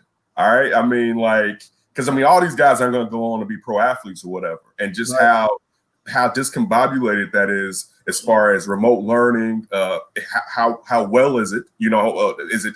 I won't say it's not valid, but you know what I'm saying, the amount of time to supply. Like having kids, my son, he basically had like 3 hours, and now to be if the teachers kept them through the whole entire hour. He would have a different class every other hour, basically. And my daughter had 1 hour. She's in pre-K. And the worst part is they want these pre-K kids to go back a full week, all through the week, which is like, so you were just going to catch it if we didn't already catch it, basically, or whatever, right? It messes with their development, you know? Your development skills. Like, I know that everything is formal now because of the internet, but back then we didn't have like, go to the internet. What does this mean? You know, it was more like you did what your mom and daddy told you to do. Okay? Put some clothes on and go to school. Okay. My son needs special reading classes. You know, it was more like you get up, you went to school. That's it. That's all. Now everything is kind of like tailored. You know, like you said, the e-learning. My 10-year-old son, he's going through that process. He's so happy. This is his first summer vacation. So he was like, Dad, this is a blessing for me. You know what I mean? Versus being in a house quarantined and playing in a little swimming pool in the backyard. You know what I mean? Pretending that he's having fun. So what I'm saying is that it's going to mess with their minds. So hopefully there's some alternatives out there where they can find some cool things to do. And then this is my last thing, Shawn. I just want to add to what Kenneth was saying about his little story. My story was, I was in 7th grade and I had a teacher named Miss Turner, and she used to let me get close to the door when it was time for game time. And then she'll call me back. She says, "Did you turn in your homework?" And I said, "No." And guess what? She said, "You're not going to the game." And I used to cry every time. I mean, I used to put my head on the desk and cry every time, man. So I feel you, bro. I feel you. It's like she's setting you up. It's like she still hurt. With almost 4 degrees, it still hurts, bro. I feel you. I feel you, man. Bro. Hey, on the other side of that, as a teacher, I would have loved to do that too. I love that she did it because she made a difference in my life, man. She made a difference in my life by disciplining me, because if you wasn't getting it at home, you definitely was going to get it at school. And my teacher didn't play. She was pro-Black all the way, and she didn't play, children being illiterate and stuff like that. She was like, you will not go anywhere, okay? And I used to cry. I mean, when I'm talking about I had tears all over the desk, people still make fun of me to this day. Aren't you the guy that used to cry every time we couldn't go to the games? I'm also the guy that just got a damn murder too. I love basketball, man. I love basketball. That was my escape route, you know? Damn. Hey, listen, great stuff, man. Hey, Joseph, thanks again for tuning in, for joining us as you do every day. We appreciate it. Enjoy your last day out in God's country, and I'm still jealous of hell. I know, right? He's out in Tennessee, man, the Rocky Mountains. He said he's on top of the mountains. You can see the trees, like even the top of the tree. You see the clouds behind me, y'all. Big sky. All right, God bless y'all. Love y'all, man. Y'all enjoy this weekend, bro. Get off this thing. Get off this broadcast, because I'm mad as a mug, dude. Hey, be safe coming back. I'll see you next week. Man, dude, he's been there all week. I was like, I remember you said that Monday, actually. Like, so you had to broadcast outside, right? You couldn't be inside to say I'm on vacay. They had to broadcast outside so we could see the clouds and the trees. Okay, you son of a gun. And he's a Cub fan. Let it be. What side of Chicago? Wait, what side of Chicago is he from? South side. I mean, that's that. It happens. It happens, but there's too many of them on this side. But also, because you got to look at the fact, you look at Ernie Banks and Billy Williams, and those players used to live in the community too. They had to. So that's how you ended up. I mean, but they were prominent Black players, so people, went to the club. And then you had even though if he was a fan, they probably wouldn't let you into the stadium back then. But that's different. I mean, that's a different story for another day. That's right. Hey, listen, we got to take a quick break, and on the other side of the break, man, we got more conversation with Kenneth Davis. So don't go anywhere, folks. Keep it locked right here, Shawn and Maya in the morning on SportsZone Chicago. Quicken Loans presents the Sports Flash, driven by Jeep on 1330 and 95.9 The Zone. The Cubs and Reds rained out on Thursday. It was the finale of a 4-game series. Back at Wrigley Field tonight, sending Yu Darvish to the mound against Trevor Williams and the Pirates. The Cubs 4-2 so far this season, 2-1 at home. The Pirates come in with a 1-2 road record, 2-4 overall. Dallas Keuchel gets the nod tonight for the White Sox when they visit the Royals. The Sox 2-4 overall, 1-2 away. The Royals home opener tonight, they're 3-4 so far this season. The White Sox were off on Thursday. The Royals beat the Tigers 5-3. The Brewers and Cardinals were off Thursday as well. They start a series today. 1:10 first pitch in Milwaukee. Brett Anderson starts for the home team against Jack Flaherty. The Blackhawks and Oilers start their 5-game qualifying series tomorrow afternoon. 2 o'clock Central puck drop on NBC.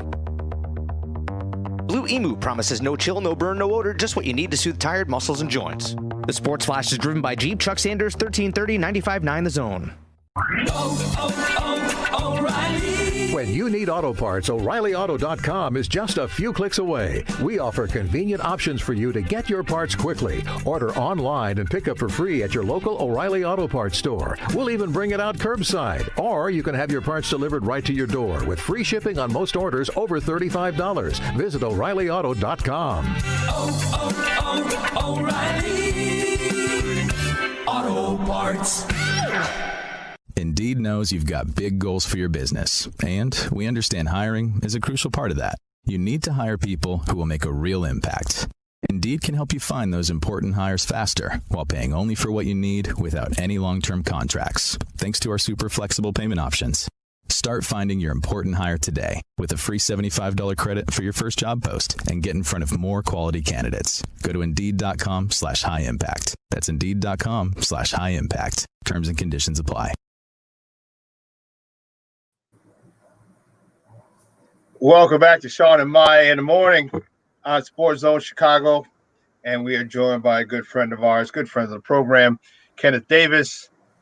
What's up, Papa? How we doing? I didn't get to say hi. We just brought you into conversation. How's everything? How's your weekend looking? You know, I feel like I haven't woken up, and I usually don't drink coffee. If I'm at the 9 to 5 in the office, I will have a cup of coffee. But since we've been remotely working, I haven't really. The only time I had really coffee was the last time I was on the score, just because it's 5 hours and I got to stay up throughout the night. But I just had one. It's you're my guy, so I'm like, man, I'm tired. I need a cup of coffee, and I've had a cup of Joe, and I'm still just like I'm in a fog to a certain degree or whatever. But I'm fine. I'm fine. My weekend tomorrow. Last weekend, you and I celebrated our birthdays. My birthday was Friday. Your birthday was Saturday. The same as my younger brother, who is rested in power. But tomorrow is my daughter's birthday.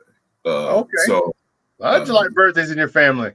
Yeah. Listen, I got so many family members whose birthdays in August, right? Who are also Leos. And I'm not even an astrology person, but it's cool to be a lion. You know, hey, it's better than a lot of you other cats out here. Like, we're lions, deal with it, right? But so I got her, right? She can't hear me. I got her this Barbie dream house. The damn thing is probably 2 of her stacked on top of each other. It's 4 feet tall down there. She's about 3 feet. The damn thing was too damn expensive. All right, she's going to love it. So tonight we're going to put it together. So it's waiting, and I got a helicopter to go with it or whatever. So I'm happy because my little 3-year-old is about to be a 4-year-old, and like the little small person she used to be is going away. So our weekend is probably just centered around her for the most part. What are you doing this weekend? That's awesome. That's good stuff. Thanks. That's good stuff, man. Not much, man. I know a few of my friends. Not going to Michigan this weekend. No, believe it or not, I thought about it. I really did, and I was like, nah, I'll just take a break from Michigan this weekend. I may go next weekend because we're gonna be shooting. We're gonna be live over at the Hispanic Business Network golf outing. We're gonna be next Friday. So me and Maya are gonna be broadcasting there, so that'll be cool. And I'm like, maybe after that I may head to Michigan. We'll see. But I know quite a couple friends were like, hey, but I didn't get a chance to celebrate with you for your birthday. I want to take you out for lunch or dinner, so I might I'm already going to take some people up on it. I just got to kind of see like a brunch tomorrow and then a dinner tomorrow and then like a brunch Sunday, a dinner Sunday. So I'm probably just going to be calling in my birthday markers. free food. If it's free, take 2. But that's pretty much it, man. It's that's about it for the week. I'm enjoying. Dude, it's gonna be nice. Low 80s. Yeah, give me that. Keep the 90s over that way. I need to water my grass. This summer I've been trying to make sure it's as green as possible. But those 90s have wreaked havoc on it. And it's like this cooler weather is kind of allowed me to relax and not just be on it. So yeah, I'm with you. I definitely want to get outside, enjoy some of this, man. Also, man, we got all these sports. Well, we got basketball because baseball's going to close. Man, like it's just the Cardinals and the Brewers game. It was the home opener for the Brewers. If anybody hasn't found out yet, it's been postponed or canceled. Dude, and it's just a beginning. And it's the crazy thing too. And I can't say that these two necessarily correlate, but we're about to send people in a month back. All right, teachers, kids, back. Right, and that's just going to cause more contamination or whatever. And it's going to be interesting how that spreads out through society because remember, we never hit the second wave. We're still in the first wave, and now flu season is coming to go along with COVID being there. Man, dude, you better enjoy everything you can and love Adam Silver as much as possible because probably we're going to get, and even if the NBA has to stop for a second, the NBA seems like they're going to make it. I enjoyed those games yesterday, brother, especially because it was early, right? It's like, because, I mean, it's basically in a way, I know they had exhibition games, but it's still kind of like preseason because they're really trying to ramp up for that run to get to the title. And first of all, to see the Jazz, and I used to have more love. Sometimes I look at Rudy Gobert now and I'm just like, and he had this silly play where, yeah, dude, he was bringing the ball. He was center court, bringing the ball down, and I screamed, right? The old lady looked at me. I'm like, what the hell are you doing? And the ball got ripped from it. And I don't know if it was Conley was open down the wing, but it was like, dude, what are you doing, right? And it's like, I'm already upset with you because you already said some weird stuff since y'all came back, right?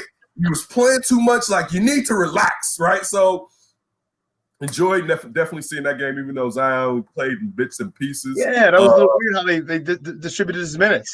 Especially if you're trying to get to the playoffs and just, dog, in all fairness, Zion, if you give Zion 10 more minutes, they probably win that game, right? Like, he can get you 6 more points, basically. And all they needed was, 2? Right, I mean, because you had that Ingram had that ball that Ingram almost beat them with the last second shot. It rimmed in and it bounced out.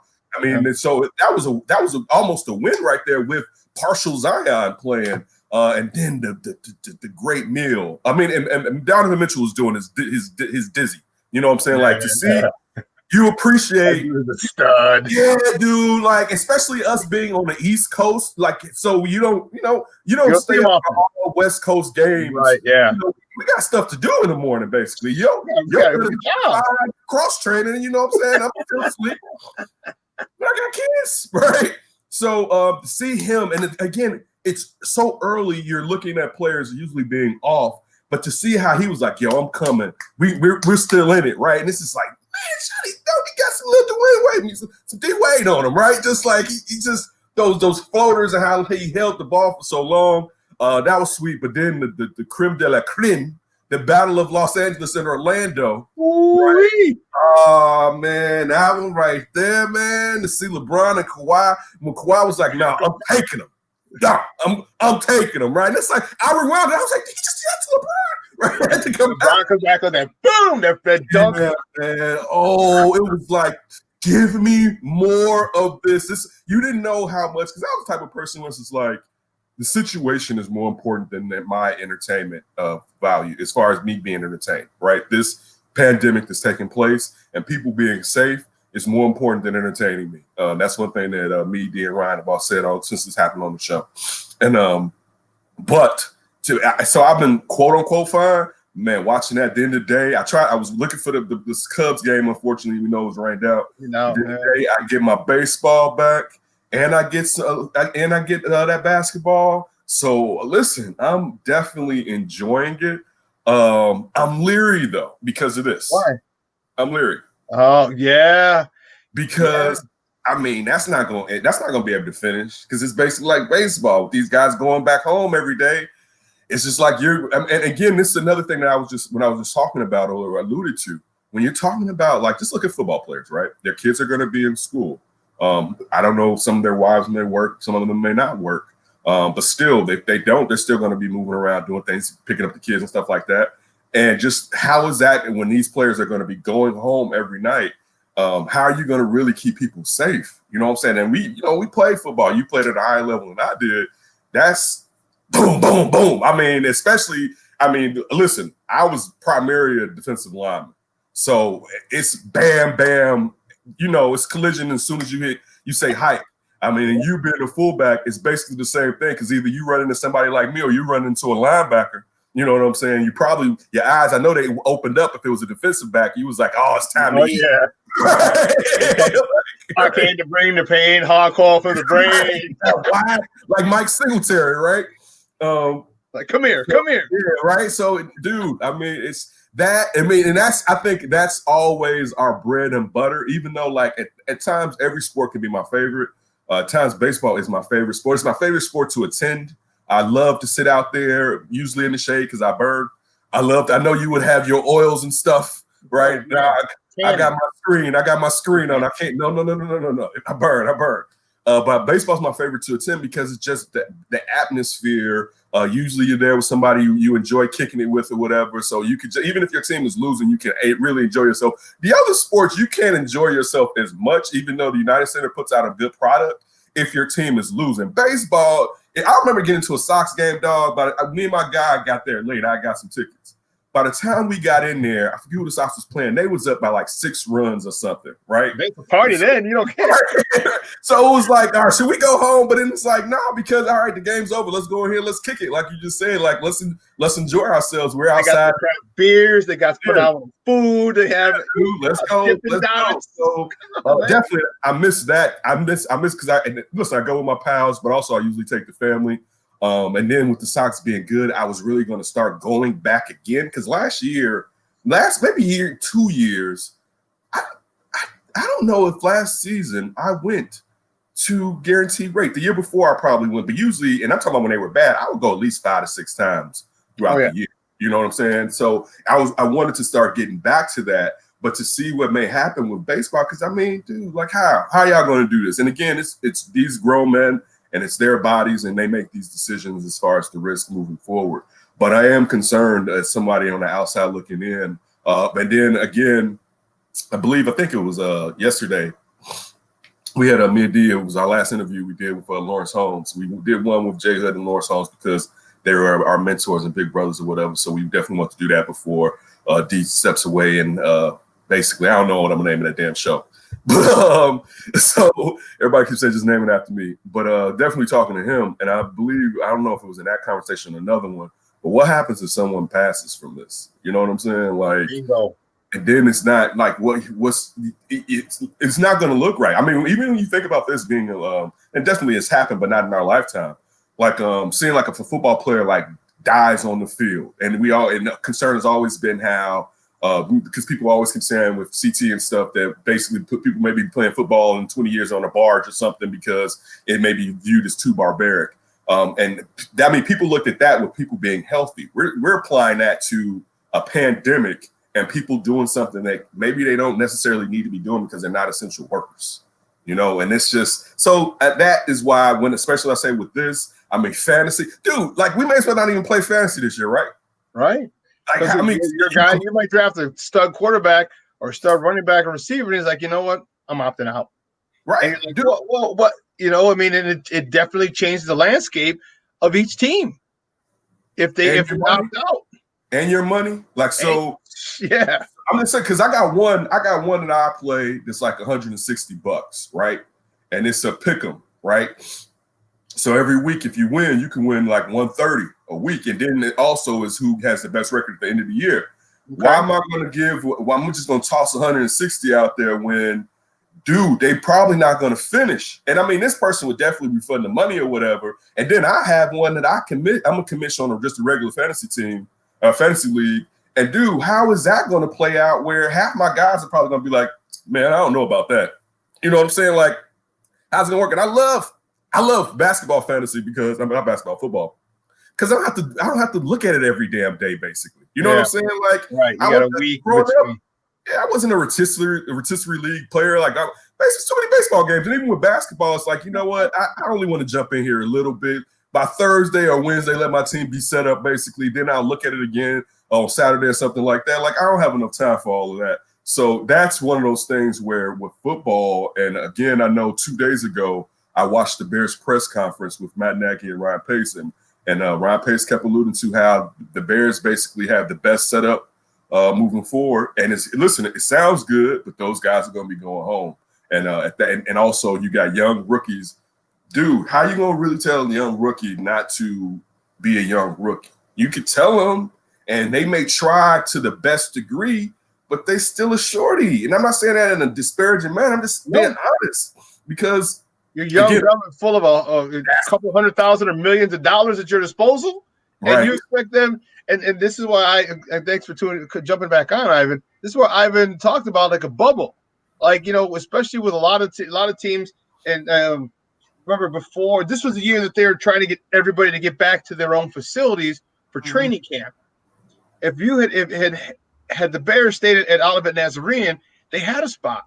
They had a bubble, because the kids aren't going back to Olivet Nazarene. Okay, they're going to be learning like everybody else, at least for the first semester. So now you got these guys on 2 or 3 football fields. You have the dining area, you have the weight room, you have everybody there at Olivet Nazarene, and they don't have to, and they're quarantined. You hop on a bus, you go, and then you go down. You go down 57 to the Ryan, and take that to Lakeshore Drive to get you to the games and bring them back. You know what I mean? You hop on a flight. You know what I'm saying? Everything's there, and it's going to be very difficult for me to see this football season going on.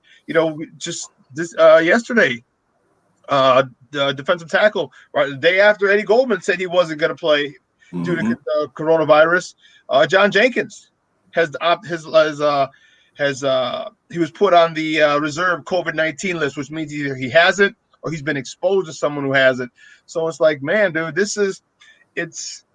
it's scary, because I want football to play, to go, because that would bring a big sense of normalcy to me and to a lot of other people, because it's their favorite sport. But man, it's scary. It's scary because I don't want this to start. I'd rather them not play the season, because I don't want it to start and then boom, stop. You see what it did with baseball. Okay, if you're going to stop it, stop it. And say, hey, listen. But there's just so much money involved in there, and that's the issue. They're sponsors and the owners. They're billionaires for a reason. And they want their money, and they're looking. The salary cap there's a whole bunch of things affected. But I hope, I'm concerned, because here's what happens. What happens when a couple college teams get the influx of the COVID outbreak, and they have to cancel, like Rutgers. Yeah. I mean, just think about that. Like, they was like, chill it. These kids went out. It got too wild. Cut it. One real quick before Ivan jumps in. Shawn, I'm not staying in the dorm room, and I'm a professional football player for the whole entire season. You're going to have to put me in a hotel room. I'm not like, I'm not. I'm just not. I'm not doing it. And then, but I will say this. Right. Everyone gets one dorm room. Ain't no kids there, so put both beds together. I knew you were going to say that. But the only problem with that is laying in that middle crack. Because I my girlfriend in college, my first girlfriend in college, her roommate left, so she put both the beds together. And if you lay in that middle crack, it kind of hurts a little bit. So you kind of got to be still separate. You got to lay diagonal. Yes. Okay. But look, I would say this. If the players are willing to do it, and especially if they even kind of still want to be with their family, because then in some ways, I think this is going to happen regardless of the best plans they have moving forward. Man, kids are going to be learning remotely again at some point during this year. They're going to be like, stop, all right? The teachers, why are we risking these teachers being there? Let them stop, cut it out. You could just put their families in a hotel. You could just sit there and put like, listen, we're gonna put all of y'all in the bubble. These are the rules. Listen, you come in and you do it. I mean, you probably will have lesser players than now that may opt out, but at least you can still have your entire family there and set up the learning for their kids. And hopefully it's only this year that they have to go through that. So then next year the kids can go back to regularly doing what they do as far as being with their regular school chums and stuff of that nature. But that's really what they probably should have done. And the NFL has enough money to do it. You know what I'm saying? Because in that way, it would have really cut back on the amount of hits that we end up seeing, because it's going to be hits regardless, because they're not in that bubble where all the teams are they're together. Like as you just said, they're still gonna have to do some traveling. So there's still some risk of necessarily catching it or whatsoever. And you also have more people in the bubble. So there's going to be more people leaving the bubble, as we saw with the NBA. You know what I'm saying? So when you talk about an NFL roster and you have that many people, and we just saw with NBA rosters how guys was like, man, I need these wings. All right. These wings is what I need, right? The ones from the strip joint. The ones from the strip joint are the best. Hey, I heard they are good. That's what I'm saying, though. Like with Shawn, when Shawn was talking about rookies, I'm like, rookies, you got NBA vets, like 10-year vets that can't, live without their wings. You know what I'm saying? Yeah, they're the fallen wings. You know what I'm saying? It doesn't make right. Wings. You got some wings, all right. But no, going to let's go to Major League Baseball. And I was telling Shawn this earlier. It's just been a clown show. It's been a clown show. You had an opportunity to freeze everything. Stop. Why are we going to go ahead and move? If we don't know what's going on, let's stop. Our league is in two places where everything could be taken care of if necessary. They'll be quarantined off. They'll have a direct line from their hotel, like Shawn was saying, the hotel to the field, back to the hotel. Boom, that's it. So they could have had their own little bubble going, but they decided to be foolish and let everybody disperse around the world. You know what I'm talking about? Like players around the world, let them disperse. And now look where you're at. You know what I'm saying? Now look where you're at. Now you're scrambling, trying to salvage a season that is quickly becoming unsalvageable. Mm-hmm. True. I mean, and Arizona's numbers are going down too. So, I mean, Florida would have been a different subject, but the NBA's in Florida. But Arizona's numbers, actually, they've kind of got it under control right now recently. Mm-hmm. And that's because they started close. I got people in Arizona. They closed that stuff down quick, fast, in a hurry. Stop playing. Yeah, after they started seeing it going up and people were coming in all over the place to Arizona, man, they're like, okay, let's nip this in the bud. And because they're one of the first steps, because obviously people love Arizona for the weather and they go there just to get away, and they're just like, nope, and they shut it down. No, I was right. They should have. All these teams should have been in Arizona. All right, instead of and that way you're just going from Tucson to Mesa. You know what I'm saying? And instead of you're sitting here and you got these teams, you got the Marlins getting on a plane. That's what some people think that spread took place necessarily. You should have just stayed there and then I guess do the same thing with the Grapefruit League. But it would have been made more sense. Grapefruit League is okay because in Arizona, what they did is they brought everybody up to Phoenix. So they built this, and this was a great, obviously, in Major League Baseball in conjunction with the state of Arizona. They built an expressway. It's called the 101, and it's just a loop. It's a loop around Phoenix, okay? And all of them, and everyone who's in Tucson and the other team, because the White Sox used to be in Tucson, everybody moved in and around off of that 101. Okay. So it literally it will take you no longer than an hour to get from one side of that to the other. So wherever it is, it doesn't take you more than an hour to get to your next game in Arizona. So it's you talk about being centralized, man. That was a phenomenal idea. The minds who put that together, and that 101, man, it's convenient. And don't forget, guys rent houses out there. Yeah, and all houses. Boo! Good buddy of mine. Yeah, a good buddy of mine has a house that he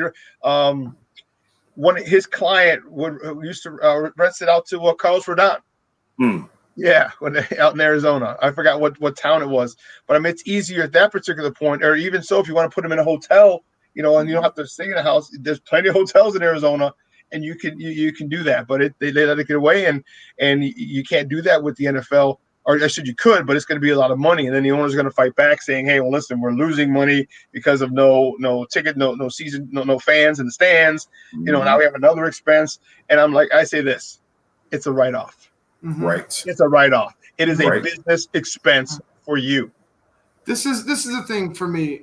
And Anthony Rizzo said it perfectly. It's the leadership is crap right now with Major League Baseball. Whatever the hell's going on for me. Okay, Rob Manfred, you're the figurehead, right? You're the boss. It just sounds like you're talking in so many tongues. You know what I mean? It just seems like you're not the guy. It seems like you're talking for multiple people at multiple different times. It seems like there's so many other voices that are actually running. There's like multiple puppeteers, if you will. You know what I'm saying? They're running this, and it goes to show you that there's certain agendas that are set up that are screwing this over. Because if they wanted to run this, they wanted to do it right, they would have followed suit like the NBA. What are you doing correctly? Are we going to have to test players all the time? Of course you're going to have to test players all the time. Are we going to have to do the things that, similar to the NBA and the NHL, are we going to be able to do those things in order to play baseball? And it just seems like we're going to, all right, I guess we'll go out there, we'll test them a couple times a day. Maybe the tests will come, maybe they won't. You know what I'm saying? Maybe they'll see the results, maybe they won't. Maybe the inspectors will show up, maybe they won't. You know what I mean? Maybe guys will go out and party till 4 or 5 a.m. You know what I'm saying? Out in Miami or wherever. Maybe they won't. Like it's a lack of leadership, I would say, and a lack of control. There's no control. There's nobody saying, hey, this. There's no direct. There's nothing direct. Here's the problem. Here's the problem with that, Ivan. The union. Mm-hmm. That's the problem. Okay, you're going to have guys who say, "Well, you can't look at what people are complaining about. They're asking people to wear masks, and people are like, no, and people are having fits and arguing and fighting people in stores about it. The union is going to protect its players, and they're going to be like, well, you can't tell us to do this and this and this. People, both sides aren't giving. Right. Okay, owners want their money. They want the games played, and the players want their money, and they want to be safe. But both sides have to give. Okay, the bottom line is they have to say, look, you need to do this, otherwise you have a good chance of being infected and infecting everybody else. They're just not, and I don't know if it's being told. And then again, now you have young millionaires who you can't tell me jack. Nothing. You can't tell me jack.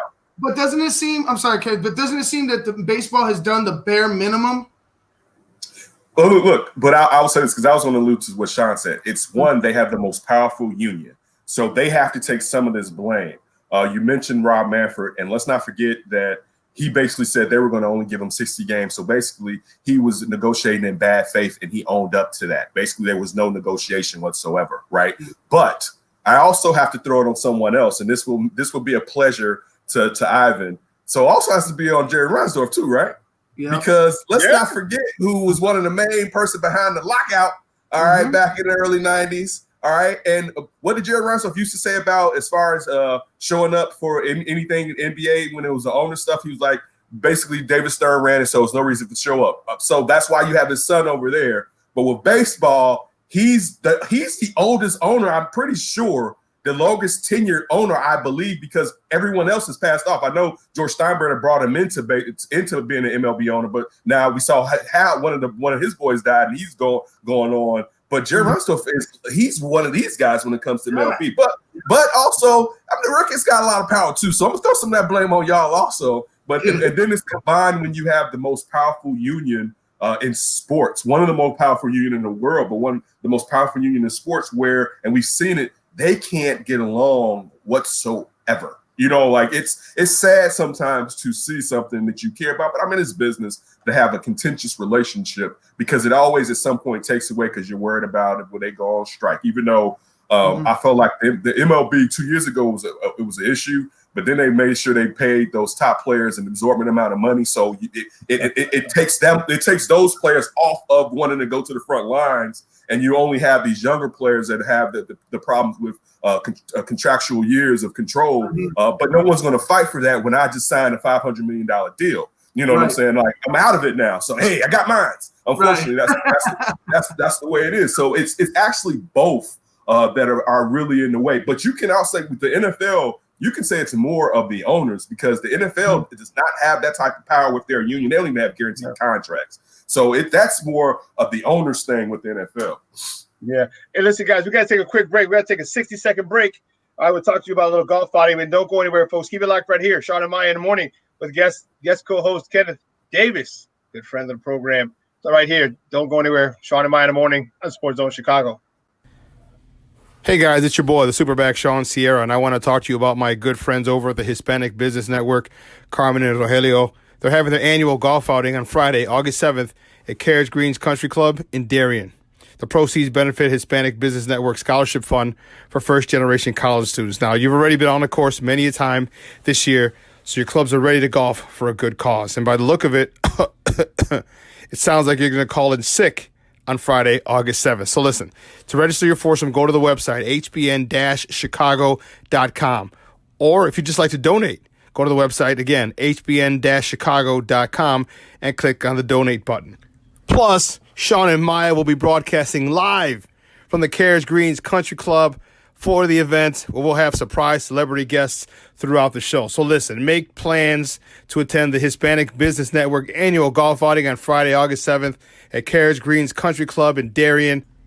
So to register your foursome or to just donate, go to hbn-chicago.com. Once again, hbn-chicago.com. So don't meet us there, beat us there. We're back. Shawn and Maya in the morning with our guy Kenneth Davis. Had to do a little promo. I'm fired, dude. I'm a little fired up about this next golf outing, man. It's gonna be fun. Seems like it's gonna be nice, man. I want to get out there. Maya and I are probably gonna have to go out there Wednesday, just do some recon and see where we're gonna set up and see how the whole layout's gonna work and everything like that. So we're gonna have to go out there most likely Wednesday. So when we get there Friday, we just kind of let's go at it. Just put things where they need to be after we know. So I'm excited, man. Should be a pretty nice day. It'll be a good time. It's good for a good cause. I was gonna say that's a good cause, man. It's a real good cause. Hearing you break it down right there, man. I like that. It's good that you all are going out there and that you all are supporting and helping get more money to such a wonderful cause like that. Yeah, they actually had us host one of their events about a year and a half ago. And we've been friends. We've been partners ever since. So it's been great. They always work with us. They help us. We help them. It's just people of color helping people of color, and I like it. So it's everything we can do for them. No problem. They asked me to reach out to a young lady who I used to do sports with over at Tele Chicago, Nancy Alejandre, and I believe she's going to end up hosting this golf outing on next Friday, a week from today. So it's just helping people, getting more exposure for them, for us, for Nancy, for everybody. So it's a good cause, man. And the kids, it's first generation kids, like they said. A lot of them are dreamers, and man. Don't get me started on that. This isn't a show for that. Don't get me started on that. Like the threat, like the silliest thing is the fact that they still are dreamers, right? Like these are grown folks out here. Some of them, clearly, if you don't know, all right, because these racist ass times that we live in, these people. If I say this, it's going to sound like a stereotype, and it's going to like low hanging fruit. But even the threat of like when these people come into our country and doing all this stuff, these people can't be criminals. They wouldn't be in the program. All right, these are a big part of our country, outstanding citizens. It's the silliest. They've been here their entire lives. It makes no sense whatsoever that there's a threat of, and this is only 800,000. I know it's only, but I mean, if you're one of those people and you're on the other side, it's like, well, I think they're gonna vote like this, so we don't want to let them in the country because they want to tip the odds, right?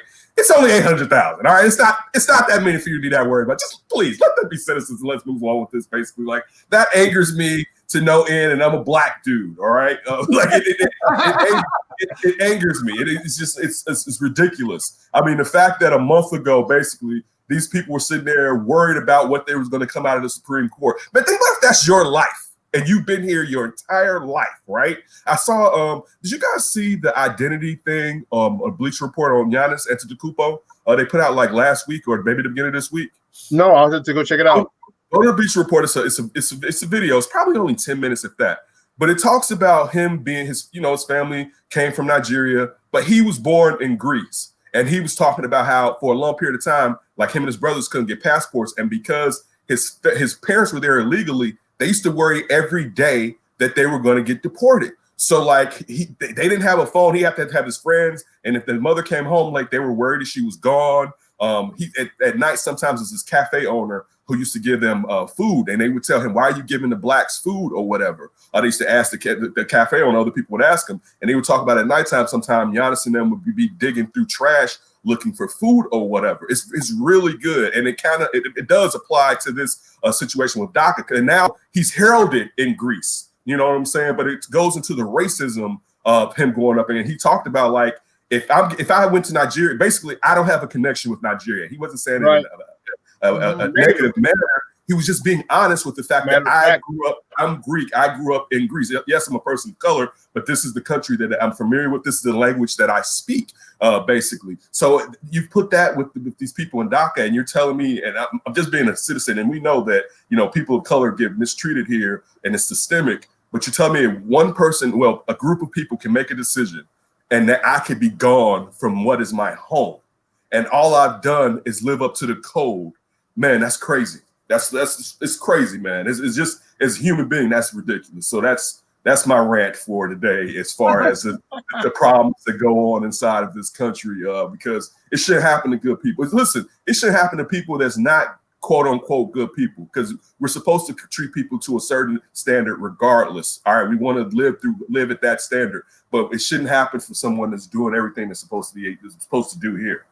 No, I agree, man. And so, that's why we love our people over at Hispanic Business Network, and they put their money where their mouth is, and they really help a lot of people. And I couldn't be happier for them to be working with us on a number of different things. So it's anytime they ask me, I jump. And I don't jump for many people, but whenever they ask me, man, I'm there. What do you need? Who do you need? What do you need me to call? Who do you need me to beat up? Who do you need me to get some money from? Who do you need me to go get some money out of? I'll make a quick call, like, all right, me and you, we gotta do that thing. So for Carmen and Roger or Rogelio, those two, man, they're just straight up the goods, man. They are just the goods for what it is they do. Let's get back to sports for the next couple minutes, man. Talk about our White Sox, man. How'd you like Lucas yesterday or 2 days ago, man? Lucas looked really, really good. Definitely, he looked good. So you're happy. I don't think I'm a Lucas guy. I don't think the first half of last season was a fluke. He always had the stuff. We knew that. It was just him figuring it out, and it seems like he's figured it out. I know Zach Plesac was gonna come with that much. Like, son, like, can you sit down so we can get these runs real quick, basically, right? Can you put hand in real quick? We got some business we got to handle with this gentleman, right? I mean, and again, though, the difference, they probably they may have scored some runs last year, but it wouldn't have been like this. They may have put up a few. You only needed one run, basically, since Lucas had done such a phenomenal job before giving it to the bullpen. But the fact that they at least got 5 in that last inning was definitely it's a good look. I'm still worried. I was reading an article. I was reading a column from Paul Sullivan of the Tribune today, and he was talking about basically taking the kid gloves off of Lewis. Are we gonna say Robert or Robert? Because I saw on national TV somebody said the T was silent. Now, when we first signed him, it's Robert. When we first signed him, he's Robert, yeah. But I like Robert though. I do too. It needs to go with just listen. You're in America now, brother. That gives you a little bit more flavor. Yeah, right. Louis Robert. So, but he was talking about basically. Listen, he was basically talking about the Tim Anderson argument from last year when it comes to Ricky Renteria, and it's basically you're trying to protect him, but with the type of production he can give you. Listen, I guess really he's only talking about maybe getting him up to the 5th spot. You know what I'm saying? Because, I mean, the first 3 guys are going to be there regardless, right? Like, and then depending on where you're going to do with Encarnacion, you probably still would, even though if you think about it, you could probably, in a way, protect Robert if you put him at 4th and then you put Encarnacion right there. Because people are going to have to give him more pitches because they're probably not going to go up against Edwin. So that's kind of the thing. Also, like, I know you want to just shake Renteria for having Nicky Delmonico out there so much. And I mean, if you look at the numbers, Ingles hitting better right now. It's a smaller sample size. So still those Ricky things. And I want every type of discussion that's turn into a Ricky thing. But yeah, when you look at the urgency of you're already down, son. I mean, you're at the bottom of the division, right? Like, and these wins, like, yeah, right now it doesn't seem like it, but when you're sitting there and you're 35 and basically what you got 20-something losses, those 4 or 5 wins could mean so much to you, and you could be wasting them when it's time to go. And in the article, he brought up Acuna Jr. and just talked about how, you know, those teams didn't necessarily keep the training wheels on those players. And I mean, listen, the kid seems like he's ahead of schedule anyway. The tools are freakish. All right.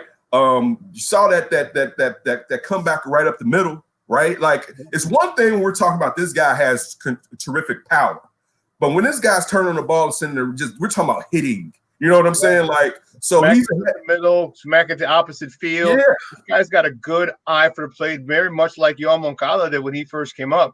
And he's got that stupid power, but he'll take a single in that key. You talk about situational hitting. You don't need a home run. You need a single. All right, if he's going to pitch me away, then I'm taking it to the opposite field. If he's going to pitch me down and in, guess what? I'm taking right back up, right back at you. And his concept of what he needs in his at bat, in that particular at bat, is off the charts. It's up there with Yohan Moncada. Yeah, dude. Like, it's early. I don't know if people. I mean, most people should get it. It's really early for him to be doing that. All right, way too early for him to be understanding that. Early for him. The thing, yeah. So to go along with, like I was talking about the article from Sully, he's on point because you see what this kid can do. And dude, we're only really saying 3 more spots. If anything, listen, this is the thing too. You can always move him back down. You know what I'm saying? But you guys need as much power now as possible. All right. So luckily they got this. I know Lucas was the stopper the other day, but they got the stopper now in Dallas Keuchel going. So you would expect for the other team to basically not score as many runs, and we know it's going to be a ground ball game. But still, you need to crank up this offense because it may be what carries you, and you guys are exploding in innings. You got to get to the point where you're stacking up runs every inning. You know what I'm saying? Like, go ahead. Ozzie said this the other day on NBC Sports Chicago, Baseball Night in Chicago. He's like, Layla Rahimi. Yeah, he said, you get your best players the most at bats. Period. The best players get the most at bats. And, you know, and they haven't even said it, you know, he goes, I heard someone say, you know, protect. He goes, you protect him from what? I'm like, tell him, Ozzie, protect him from what? He's a grown ass man. And you're in a lineup. With this lineup, you don't have to have him carry the weight of this franchise. You got the American League batting champion. Okay, you have the third highest American batting league average, American League batting average in the lineup. You have the American League leader in RBIs in this lineup. Who's a hitting savant? Yes. And you have a guy who hit 31 homers, and if it wasn't for those 2 stupid stints on the injured list and not hitting a homer for the first 4 or 6 weeks, he would have had 40 home runs. Right, as a rookie. Encarnacion, who's hitting 30 homers the last 9 years or 10 years in a row. Then another guy, Grandal. You have hitters. He doesn't have to carry you. So you put him in the middle, or they have to pitch to him.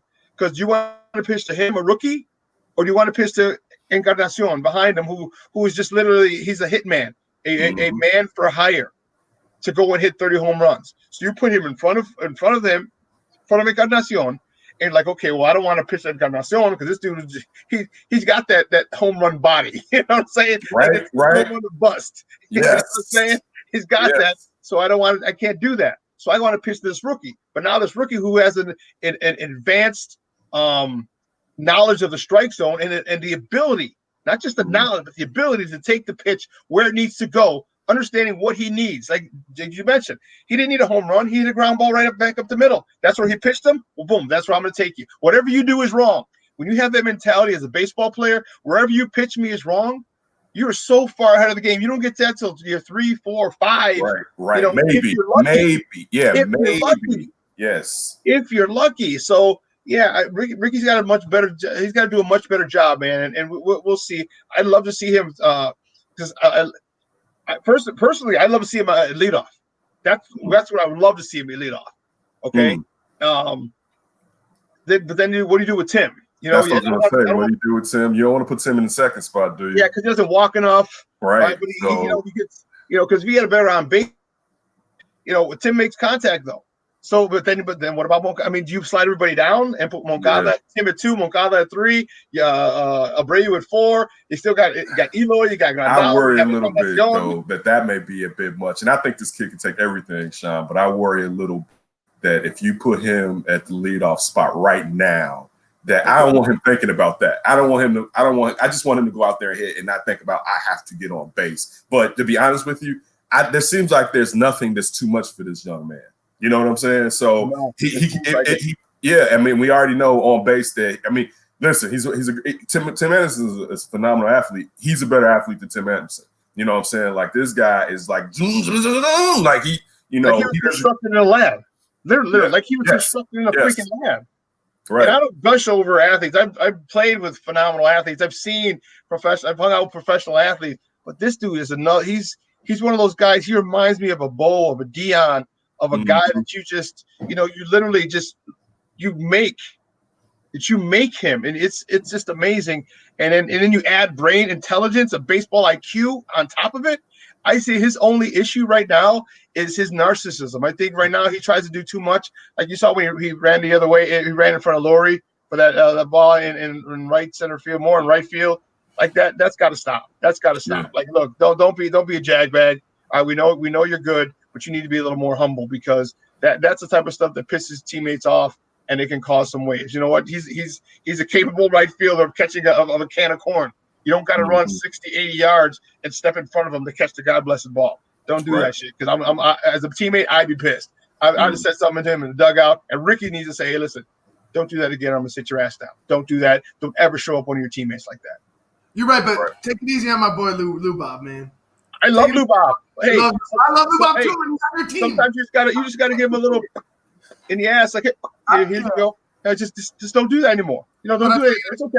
I'll say this: that guy's the truth. That guy's the truth. He's going to be something. He's going to be something to watch in center field for the White Sox for a long time. It's unreal, the physical abilities, but once you get his mentals correct, once you straighten out his head and say, hey, don't, you know, give him a swift kick in the butt and be like, hey, don't do that shit again. You know what I mean? He's gonna develop. I think he could be probably the best player you've ever had. Damn, we can curse on him. Yeah, we could. Yeah, just not Mickey Picky. It's just not Mickey Picky. Okay. Damn you, Shawn. Hey, we got you on Monday, though. You're coming back on Monday, right, Ken? Yes, okay. I am. Yes, I am. You can say one there. Listen, we got curse words. I'm ready to go. Hey, we're bringing in Kenneth Davis. Mickey Picky. Hey, we got to go. If the Sox suck, that's how Monday's going to be. Oh man, yeah, they better show out this weekend. They better show up. To the Royals, and I know the Royals are better than the Sox right now. If the Sox suck on Monday, there will be some splitters thrown on this bad boy, unfortunately. Okay. Hey Ken, thanks a lot, buddy. I appreciate it every time you come on, man. I can't wait to see you on Monday, 10 o'clock again, and man, we look forward to you, and we'll see you then. But we got to take a quick break, folks. On the other side of the break, we got the guys from No Ketchup, the No Ketchup Podcast, Nick Harvey and Shawn Little coming up. So don't go anywhere, folks. Keep it locked right here. No Ketchup coming up next right here on Shawn and Maya in the morning on SportsZone Chicago. Quicken Loans presents the Sports Flash, driven by Jeep on 1330 and 95.9 The Zone. The Cubs and Reds rained out on Thursday. It was the finale of a 4-game series. Back at Wrigley Field tonight, sending Yu Darvish to the mound against Trevor Williams and the Pirates. The Cubs 4-2 so far this season, 2-1 at home. The Pirates come in with a 1-2 road record, 2-4 overall. Dallas Keuchel gets the nod tonight for the White Sox when they visit the Royals. The Sox 2-4 overall, 1-2 away. The Royals home opener tonight. They're 3-4 so far this season. The White Sox were off on Thursday. The Royals beat the Tigers 5-3. The Brewers and Cardinals were off Thursday as well. They start a series today. 1:10 first pitch in Milwaukee. Brett Anderson starts for the home team against Jack Flaherty. The Blackhawks and Oilers start their 5-game qualifying series tomorrow afternoon. 2 o'clock Central puck drop on NBC. Blue Emu promises no chill, no burn, no odor, just what you need to soothe tired muscles and joints. The Sports Flash is driven by Jeep. Chuck Sanders, 1330, 95.9 The Zone. O'Reilly. When you need auto parts, O'ReillyAuto.com is just a few clicks away. We offer convenient options for you to get your parts quickly. Order online and pick up for free at your local O'Reilly Auto Parts store. We'll even bring it out curbside. Or you can have your parts delivered right to your door with free shipping on most orders over $35. Visit O'ReillyAuto.com. O'Reilly. Parts. Indeed knows you've got big goals for your business, and we understand hiring is a crucial part of that. You need to hire people who will make a real impact. Indeed can help you find those important hires faster while paying only for what you need without any long-term contracts, thanks to our super flexible payment options. Start finding your important hire today with a free $75 credit for your first job post and get in front of more quality candidates. Go to Indeed.com/high impact. That's Indeed.com/high impact. Terms and conditions apply.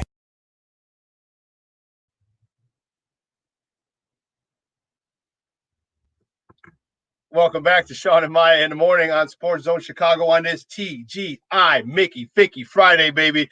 It's the weekend, baby. And guess what? Listen, we got a great show. We've had a great show to this point, and we're going to finish it up with a tag team back again. Check in for record. So let's begin. But first, I want to talk about my guys over at Hispanic Business Network. They have this golf outing, and I want you to check this out.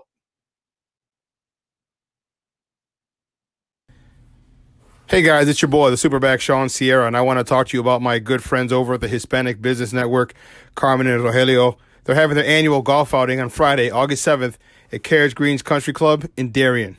The proceeds benefit Hispanic Business Network Scholarship Fund for first-generation college students. Now, you've already been on the course many a time this year, so your clubs are ready to golf for a good cause. And by the look of it, it sounds like you're going to call in sick on Friday, August 7th. So listen, to register your foursome, go to the website, hbn-chicago.com. Or if you'd just like to donate, go to the website, again, hbn-chicago.com, and click on the donate button. Plus, Shawn and Maya will be broadcasting live from the Carriage Greens Country Club for the event, where we'll have surprise celebrity guests throughout the show. So listen, make plans to attend the Hispanic Business Network annual golf outing on Friday, August 7th at Carriage Greens Country Club in Darien. So to register your foursome or to just donate, go to hbn-chicago.com. Once again, hbn-chicago.com. So don't meet us there, beat us there. So make sure you check us out.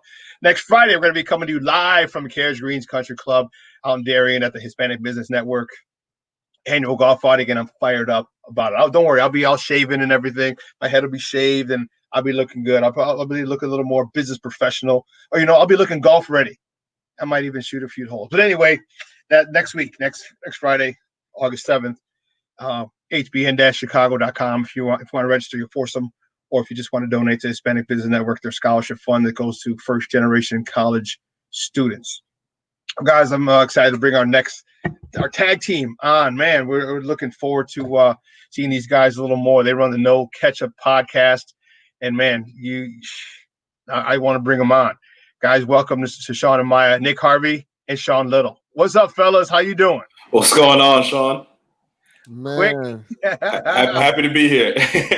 Appreciate it. Let me turn my hat around too. I forgot I have my hat on backwards. Yes, sir. Yeah, man. I appreciate you having us.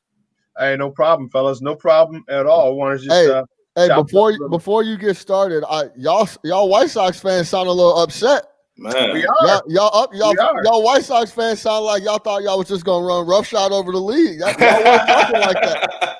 If we had a manager who made better decisions, it might be a little different thing. So I'm very disappointed with the decisions he's making, and that's my issue. Ozzy's on a public job interview right now on every post game, so don't even trip, man. It might be Ozzy time. I hope so, bro. I'm telling you. Listen, Ozzy is the guy that this team needs. Okay, Ozzy is the kind of guy who will put you in place. He will check you. Lewis Robert, you are amazing, but you are not Rookie of the Year yet. Okay, so you got to play as if you're trying to win Rookie of the Year. They're not just going to give it to you. Okay, everybody else, and Ozzy has a way. He's old school and he understands talent, but he also understands there's a pecking order and you got to work. And just like the Cubs and David Ross got them back in getting in the fundamentals of the game. Why do you think they're doing so well? Okay, it's not because he got their ass in check. Okay, you're not going to say, yeah, today I'm going to miss batting practice because I don't feel like it. No, you have batting practice. You get paid millions and millions of dollars to take batting practice 162 times a year, or in this case, 60. Get your ass in a cage, hit some baseballs, get some fielding practice. This is what you do as a professional. Ozzy's that same type of guy. He's an old school manager who builds and bases everything on the fundamentals. And when that's taken away from you and you're allowed to freelance without the fundamentals, I don't mind freelancing. But if you rely on the fundamentals and add the freelancing, I'm cool. No fundamentals and freelancing, I have an issue with, and that's what he's letting them do. They're I think he's been reading his press clippings a little too much. That Lewis Robert is what I'm talking about. Straight like that. Straight like that, dude. I'm a football coach. We don't mince words, bro. We don't have time to mince words, and we talk to you like young men and men, depending who you're coaching, and that's how I see, and that's how I see it from a coach's perspective. Get him in check. Get him in check. Look, you got to work. I know you're extremely talented. You got to work, and when you work, that talent is gonna take you to another level. But that's just me. Don't get me on my coach's pedestal. Hey, it's tough to tell those Cubans what to do, man. You just gotta hope they come out and produce. Hey, that's why Jose's got to help. Like, okay, here's right. That's why they kept to bring you. They respect the hell out of Jose, and that dude brings a lunch pail every day to work. Every day since he got signed with the White Sox, he's brought a lunch pail and a hard hat, and that, you know what? And for that, I respect, because he's extremely talented. But to go to work like he does and put in all the necessary all the time, man, that's what I'm talking about. I didn't mean to derail it. My bad. I just had to take notes on everybody. Y'all White Sox fans awful upset. Y'all went from ecstatic to upset. Don't worry, it'll be ecstatic again, especially after Lucas's performance the other day. Like, all right, Joker, that's where you need to be. All right, that's where you need to be. All right, now, Keuchel, do what you do. Do what you did your first out, and keep that up. And that's why we gave you all that money. Ray Lopez, you better get your act together, otherwise you're going to be the middle relief pretty soon. Dylan Cease it's a prove it year. So yeah, man, I'm annoyed right now, but give me a good outing from Keuchel today, and I'll be straight. Absolutely. I'll be straight. Hey, so yeah, guys. So hey, listen, it's good having you on. And we just wanted to talk a little sports, man. Let's talk a little Bears football. So first of all, we're hoping the season gets going. Okay, we're hoping that the NFL is acting as if the season is going to go out without a hitch, except no fans. But your thoughts? We had talked about keeping people in a bubble. The NBA seems to have gotten it right with bubble being in the bubble. Look what happened with baseball. You let everybody. Ivan brought up the point that you stopped it, but then you let everybody go back home all over the world. Then you're coming back, and now you got the Phillies, you got the Marlins, all these different outbreaks. What do you expect me to let people go all over the world and then come back? Is it feasible? Is that a decent idea to maybe have these guys in a bubble, maybe a hotel? So you're going from hotel to your practice facility back to the hotel. For the NFL players, is that feasible? And you think that would be a good idea? I think, the NBA situation is a little bit different than the NFL just by sheer size. The NFL is maybe 10 times bigger, right? In the NBA, you got 15 players, you got some equipment guys, some trainers, some coaches, and you're good to go. With the NFL, you got position coaches, you got a 53-man roster, you got a practice squad if you want to carry those guys. I just think it's just a larger operation. And even though the NBA thing has gone pretty smooth, obviously there's been some hiccups, like guys have had to leave for various reasons, guys getting chicken wings at the strip club, which I'm okay with. But little things like that. So when you're talking about, in the NBA's case, maybe trying to contain, 300 to 400 people, in the NFL, you're talking about 2,000 people, and they're all their situations. I just think it's a little bit harder. I don't see them being able to do it in the bubble. But maybe something like a hub city, something like that, a round robin type situation, maybe what like the NHL is doing, but I can't see like one dedicated bubble. A hub city is actually something that could have worked, but you blew the time frame. It's too late for any of that. All that is completely null and void now. If in the beginning they jumped on it and started talking about these options right from the start, a hub city or a bubble city or whatever you want to call it, something where the players were confined to one space, one city, one town, one facility, back and forth. It could have been done, but the NFL kind of kicked their feet up and said, hopefully this shit is done by the time the NFL kicks off. And like me and Nick have talked about on No Ketchup, is they don't really care.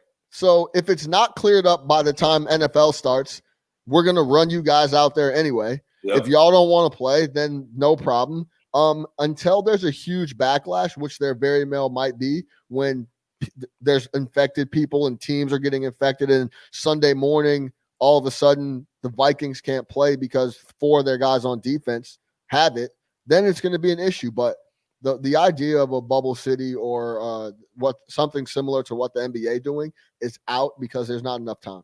Yeah, and I don't think we can rely on the NFL to do the right thing either. Like, I think the NBA, you got people that actually care.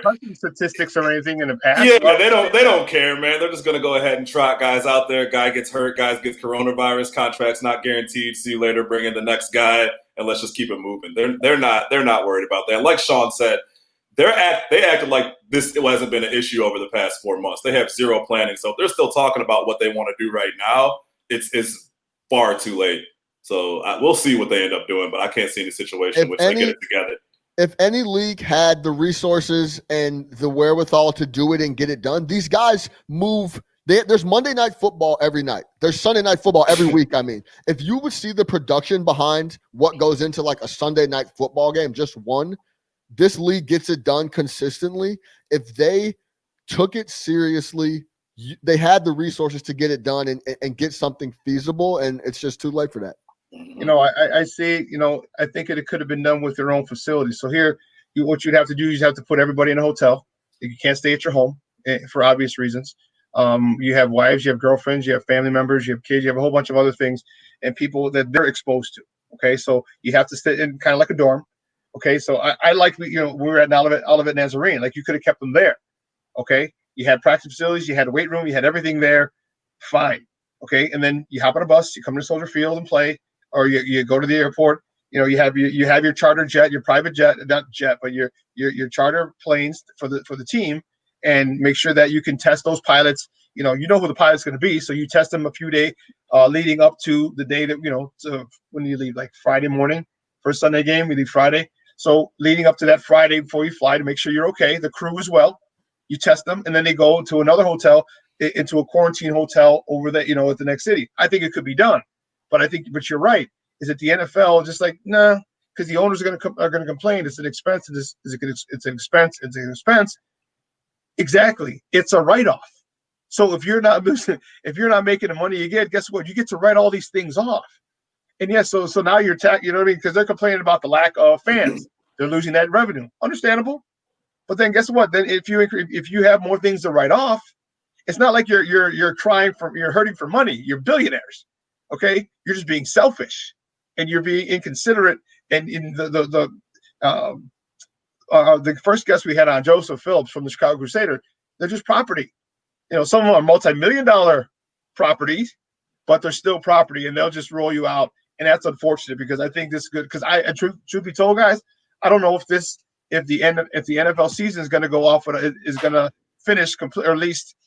There's going to be a big situation. Someone's going to get it, or a influx of people are going to get it, or someone's going to die. And then now what do you do? We didn't realize it. When you realize it all along. Right, and this is a league that has shown an ability to handle big situations. Like, from a PR standpoint, no one is worse than the NFL. So I'm not confident at all. I think the season's going to start, but who knows where we're going to be by week 3, week 4. But yeah, again, just what Shawn said, the time has passed for all that. Like, I think it's just going to be empty stadiums, business as usual, pretty much doing what baseball is trying to do, and just really hope and pray. But baseball, they're with the bubble, within the NBA, it's shown right. Baseball again, it really screwed it up, and you see how it's happening with baseball. It's going to happen. Let me just put it this way: I think because there's a lot more, seemingly. A lot more alpha males in football, because football is an alpha male sport. You mean to tell me that you're going to get these guys to quarantine or kind of stay away from people when you're 23 years old and you just got to listen. This is what, but you tell them if you want to play ball, this is what you got to do. What you got to do. That's it. So like, if I hear you, and there's, I'm sure there's a ton of people in the league that are being like, listen, I'll play if I have it or not. I'm ready to go, but that's null and void. We tell you what to do. If you want to collect these chips that you're presented and you want to play for the Chicago Bears, you need to quarantine. This is what you need to do, blah, blah, blah, blah, blah. I think the only way that it could have been done, and just to close out this portion of it, and you're right, Shawn. Like it's tough to wrangle males, period. Especially if you get, we're stupid and hard headed. Exactly. So if you get millionaire 20-year-old football stars, it's 10 times harder, right? But if you want to play ball, that's what it's going to have to be. To close it out, I think a very feasible option, if they took this thing seriously and had the time, is how they do training camp, how everyone's at Bourbonnais or wherever it is now for the Bears. Everyone's locked in. They feed them. They do everything. That would have to be what they did all season. They would stay there at training camp. They would practice there. They'd do the facility. When they went to go play home games, they would drive down in a motorcade or whatever else to Soldier Field. And when they had away games, they'd motorcade to O'Hare, jump on the jet, like you said, land in New England, go straight to Gillette. You know what I mean? That's how it'd have to be. It'd have to be that structured, but I think they blew that timeline. But it's a big difference between a dorm room and a Disney resort, right? So you think Tom Brady's going to chill at, you know what I'm saying, Tampa Bay Community College dorm room? Opt out. It's not opt out. I'm good. So you'll see a lot of opt out in the NFL if that's the case, for sure. But not to mention it's a lot easier right now because stuff is closed. We're talking like 6 months down the line when shit is back open. So you're trying to wrangle these dudes when shit is open. The club is back open. Everything is back open. You know what I'm saying? It's a whole different situation. The facility's locked down. There's cameras on everything. You see people come and leave. They just couldn't do that. And Tom Brady doesn't want to stay in the dorm. Roll out a $85,000 what is like the tour bus? RV. Yeah, a RV. Get as comfortable as you like. Brady, you can get the Brady bus. Yeah, the Brady bus. The Brady bus. Yeah, wherever LeBron is staying in Orlando, Tom can stay in the same place. Put Giselle in the back. You know what? Tom doesn't get a dorm room. Tom gets a suite. Tom can have a suite. You know we have the two or three rooms, and you've seen those in college dorms and stuff. So he can get the suite. So he's got a couple rooms. Yeah, you know what I'm saying. But yeah, it's gonna be tough, man. And I hope it gets off well. And then I don't think it will. I'm just waiting for the other shoe to fall, and I'm waiting for a big outbreak. We talked about in earlier in the show. What are your thoughts on the IHS? They just moved the fall sports to the spring. They didn't cancel them. Okay, they just moved them. They postponed them. Give me your thoughts on it, because this is football time, and this is where a lot of kids are able to earn scholarships to college. Kids who may not be able to attend college otherwise.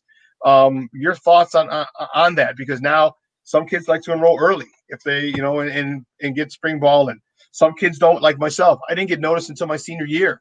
I played behind a guy who was a fullback, and he was just basically a snowplow, and anything got in his way he just got eaten up. So my senior year is when I was noticed. What are your thoughts on moving football from the fall sports from the fall to the spring? Go ahead, quick. So I first heard about this yesterday, when they announced it. And for me, I had the same thoughts as you. Number one, the spring ball for the colleges. If the NCAA ends up moving their stuff back, I think you're going to be good. If the NCAA stays on schedule, it's going to really affect a lot of those kids that are looking to get recruited in their senior year, because by the time you end up playing football, the colleges are going to be getting ready for their season. So they're not going out trying to recruit, obscure, lesser known players. At that point, they've already got their operation in mode. So I really think it's going to affect those guys. It's going to affect guys that play two sports. If you end up playing a winter sport and a spring sport, whatever it might be, it's going to affect you in that. It's going to affect guys that haven't got recruited yet. But it's also like, what are you going to do, right? You have no other choice. You got to get these guys playing, and it's not going to be ready in the fall because the kids aren't going to be back in school in a lot of places, and it's not going to be safe to do so. So I think, again, if college ends up moving their schedule back, okay, now you're still right in line with them. If the NCAA stays how they are, it's really going to end up affecting a lot of kids, particularly in football. You're going to have kids, because there's a lot of states that are playing in the fall. So you're going to have kids who are going to have an advantage. So it'll help those kids, because if college stays the same as you talked about, they're going to have spring ball in the spring. Okay, so they're going to give a guy, and I don't know about you, or the people who are in my situation who don't show out until their senior year, don't get the opportunity. Well, they're going to say, okay, well, I'll give this guy because I've already seen him. He was on the fence with us, but we don't know who else is out there, because we don't know who else is out there who's going to emerge their senior year. So we'll give him an opportunity. So it's going to be, that's a tough call because, and also the biggest thing is, what if a kid gets hurt? If you get hurt in the regular season in the fall, well, you tear an ACL. Well, guess what? You're ready for fall ball for summer camp next year with a torn ACL. That happened to one of the quarterbacks that I coached. He ended up going to Iowa for his first 4, and then in West Virginia his transfer year, junior or fifth year of eligibility. So he tore his senior year campaign. He tore his ACL game 2, and he actually played in a basketball game in March, but that was only for like 3 minutes. But anyway, so he was able to play. But if you're hurting, if you play in the spring, you get hurt in the spring, you can't play in the fall. You can't play. Yeah, I think the biggest thing, that's a great point about the injury piece. It seems like these ACLs is getting healthier quicker and quicker though. So yeah, but Adrian Peterson set the standard. yeah, for real. Everybody thinks they're AP now, no doubt. I think for blue chippers, listen, let's start on the positive. Them moving it back is very positive. They easily could have canceled it, right? Yes. So, let's start with the positive that they're trying to at least make it happen, right? Mm-hmm. Second, for the blue chip guys, the guys that are already signed as juniors, the upper echelon guys, this is not going to affect them too much outside of playing your senior year in high school. That's just an experience that, you know what I'm saying, will be cherished and you're going to miss out on that, right? But if you're a blue chip guy, you're going to Ohio State, you're going to go ahead, take care of your business at school, get down to Ohio State and get the spring ball regardless. You're going to completely skip your senior year and go down to Ohio State. It's how I would play it anyway. You're going to play spring ball before you play your senior year of high school. So the blue chip guys, it's not going to really affect. For the guys that need to get looks their senior year, those are the guys that are going to be impacted greatly, especially because, like you said, Shawn, in other states, they're not doing this. So there's not infinite scholarships out here either. Nope. So if they could go out and if you're right on the cusp with another guy and they get to go look at that guy for some extra time and offer him in Indiana or Michigan, you might miss out on that love because there might, by the time you come and play ball, there might not be any scholarships left. And I'll say this as well.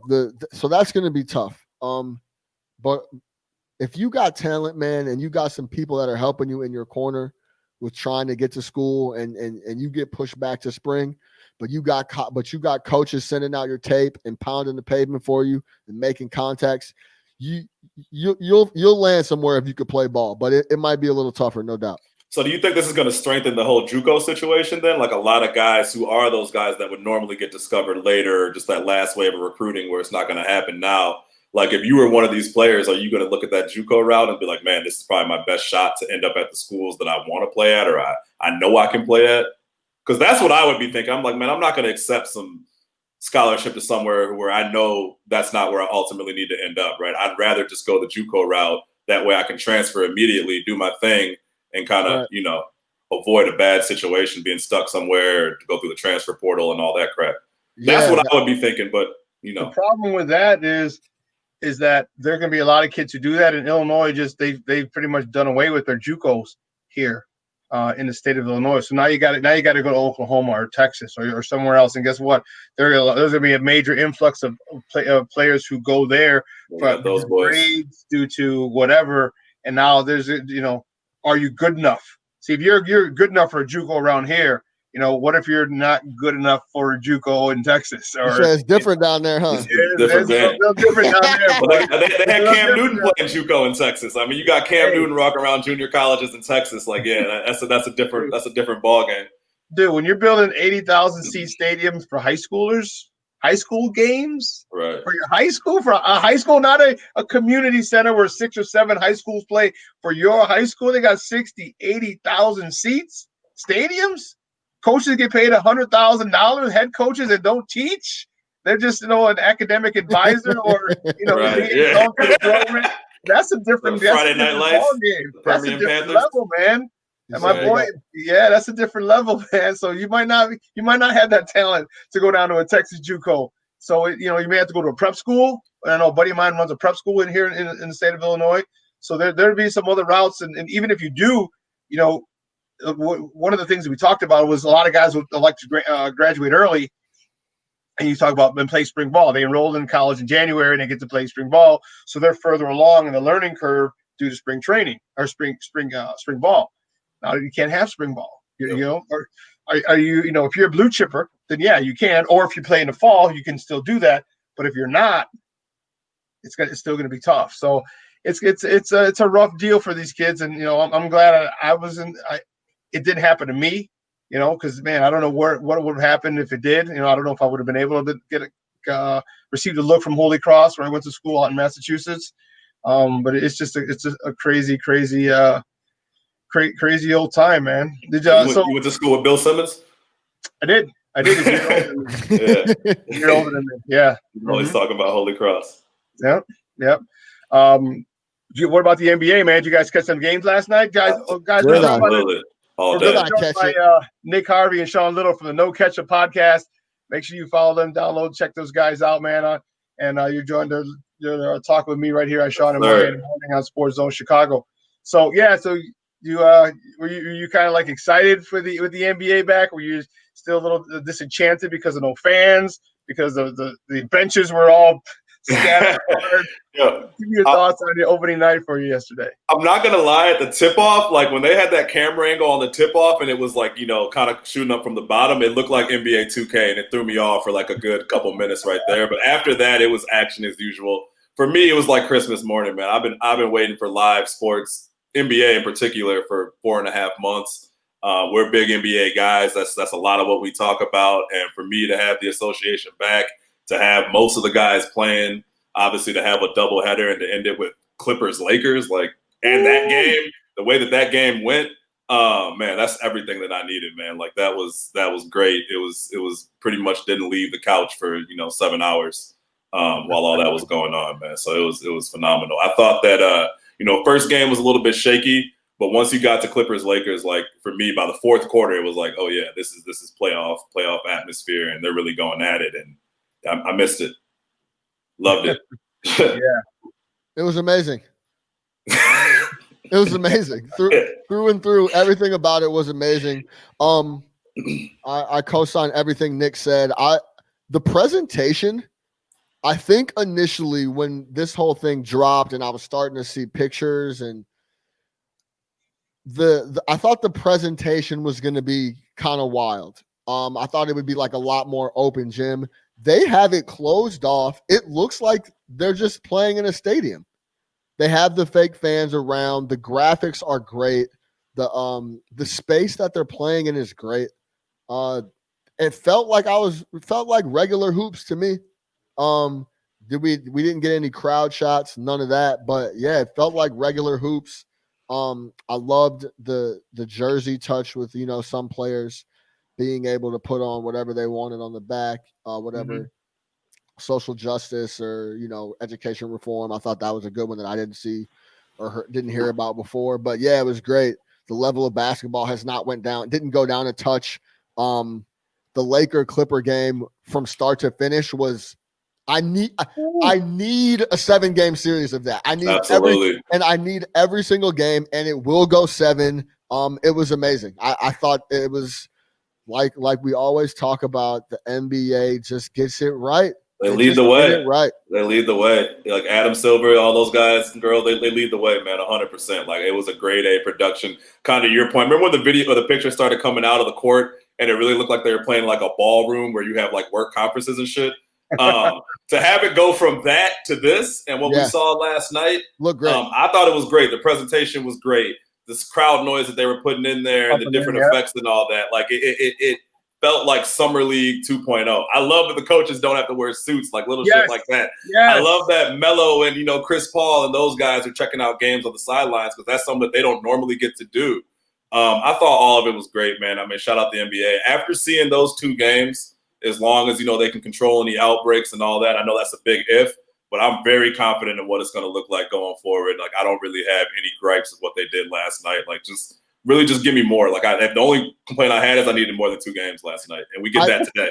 Yeah, I don't want to jinx it, but I don't really see an outbreak happening in the NBA. No one leaves. No one goes anywhere. Lou Williams.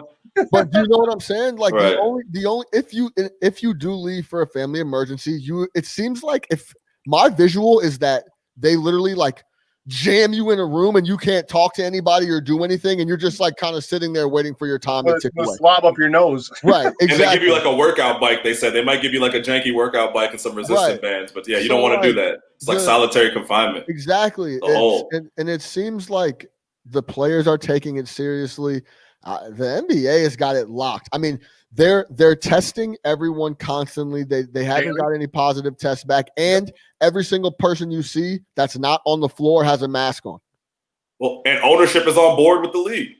You know what I'm saying? Everybody's in lockstep. Everybody's like, this is what we – so to the NFL point, that's not what's happening, obviously. But everybody's like, this is what we have to do. The situation is the situation. We got to make the best of it. If y'all want to compete for a championship – now, granted, it helps that their season was 85% done, and guys kind of, have a lot more reason to go out and kind of resume that. But at the same time, like, Adam Silver and them, man, they just get it. Like, they understand how to run their league. They understand how to incorporate the players' voices. They don't treat the players like property. They put the players front and center. You guys want the social message? We're cool. You want Black Lives Matter on the court? We're cool. You want national anthem with 808s in it, which was happening in the first game. I texted Shawn about that. But I'm listening to the national anthem, and all of a sudden, like, boom. I'm like, oh, shit, okay. So you got the 808s and the anthem. That's cool. Whatever y'all want, man, just show up to the bubble. Be responsible. Be ready to play. Put on a show, and we will handle the rest. And that's like, that uniformity, man, like I think, 100%, man. Like you could apply that to any walk of life, and that's what you want in this type of situation. And put on a show, they did, because the quality of ball and that I caught it late, and so I was recording. I was trying to catch up, so I was avoiding my phone. Oh, it's so hard to do. No pun intended.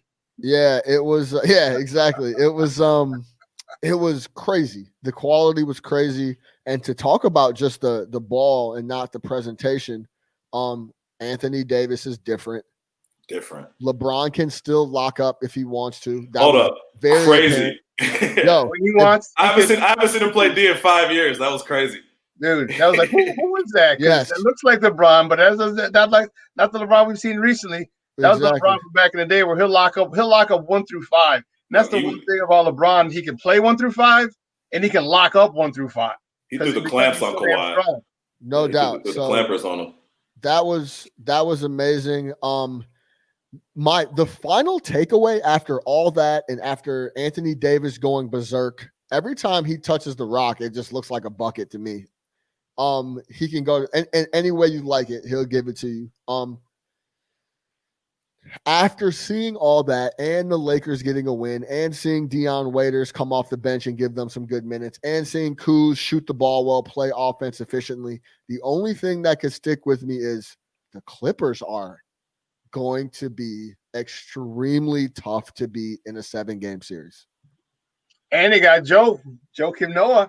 Love seeing Joe out there doing his thing, running the floor, grabbing rebounds, bringing injury. The good thing about, and also to add to your point on the Clips, that was with no Lou Will and no Montrezl. That's what I mean. You know what I'm saying? So yeah, that's their depth. That's a 2 20-point scorers off the bench, essentially. So yeah, I mean they're going to be a problem.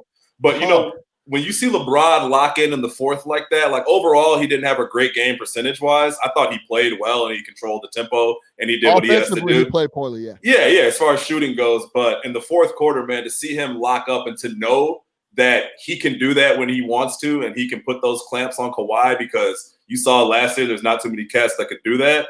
When he locks in, it's a different thing. And yeah, I expected him to kind of come out a little bit rough. Look, we talk about him like he's Superman. He can do all these things. This is also a 35-year-old man that hasn't played competitive basketball in 4.5 months. So he might come out a little rusty, but guarantee you by the third game, fourth game, it's going to be LeBron. By playoffs, it's not even a question. I'm not worried at all. I hear you. Hold on for 1 second. We got to take a quick break. And on the other side of the break, we're going to finish up.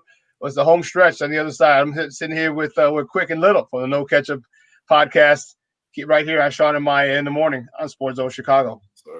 Quicken Loans presents the Sports Flash, driven by Jeep on 1330 and 95.9 The Zone. The Cubs and Reds rained out on Thursday. It was the finale of a 4-game series. Back at Wrigley Field tonight, sending Yu Darvish to the mound against Trevor Williams and the Pirates. The Cubs 4-2 so far this season, 2-1 at home. The Pirates come in with a 1-2 road record, 2-4 overall. Dallas Keuchel gets the nod tonight for the White Sox when they visit the Royals. The Sox 2-4 overall, 1-2 away. The Royals home opener tonight, they're 3-4 so far this season. The White Sox were off on Thursday. The Royals beat the Tigers 5-3. The Brewers and Cardinals were off Thursday as well. They start a series today. 1:10 first pitch in Milwaukee. Brett Anderson starts for the home team against Jack Flaherty. The Blackhawks and Oilers start their 5-game qualifying series tomorrow afternoon. 2 o'clock Central puck drop on NBC.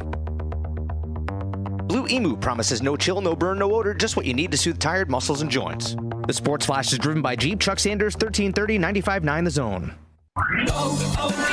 O'Reilly. When you need auto parts, O'ReillyAuto.com is just a few clicks away. We offer convenient options for you to get your parts quickly. Order online and pick up for free at your local O'Reilly Auto Parts store. We'll even bring it out curbside. Or you can have your parts delivered right to your door with free shipping on most orders over $35. Visit O'ReillyAuto.com.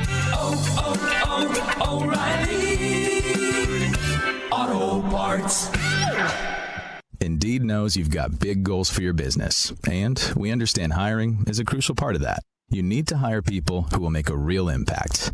Indeed can help you find those important hires faster while paying only for what you need without any long-term contracts, thanks to our super flexible payment options. Start finding your important hire today with a free $75 credit for your first job post and get in front of more quality candidates. Go to Indeed.com/high impact. That's Indeed.com/high impact. Terms and conditions apply.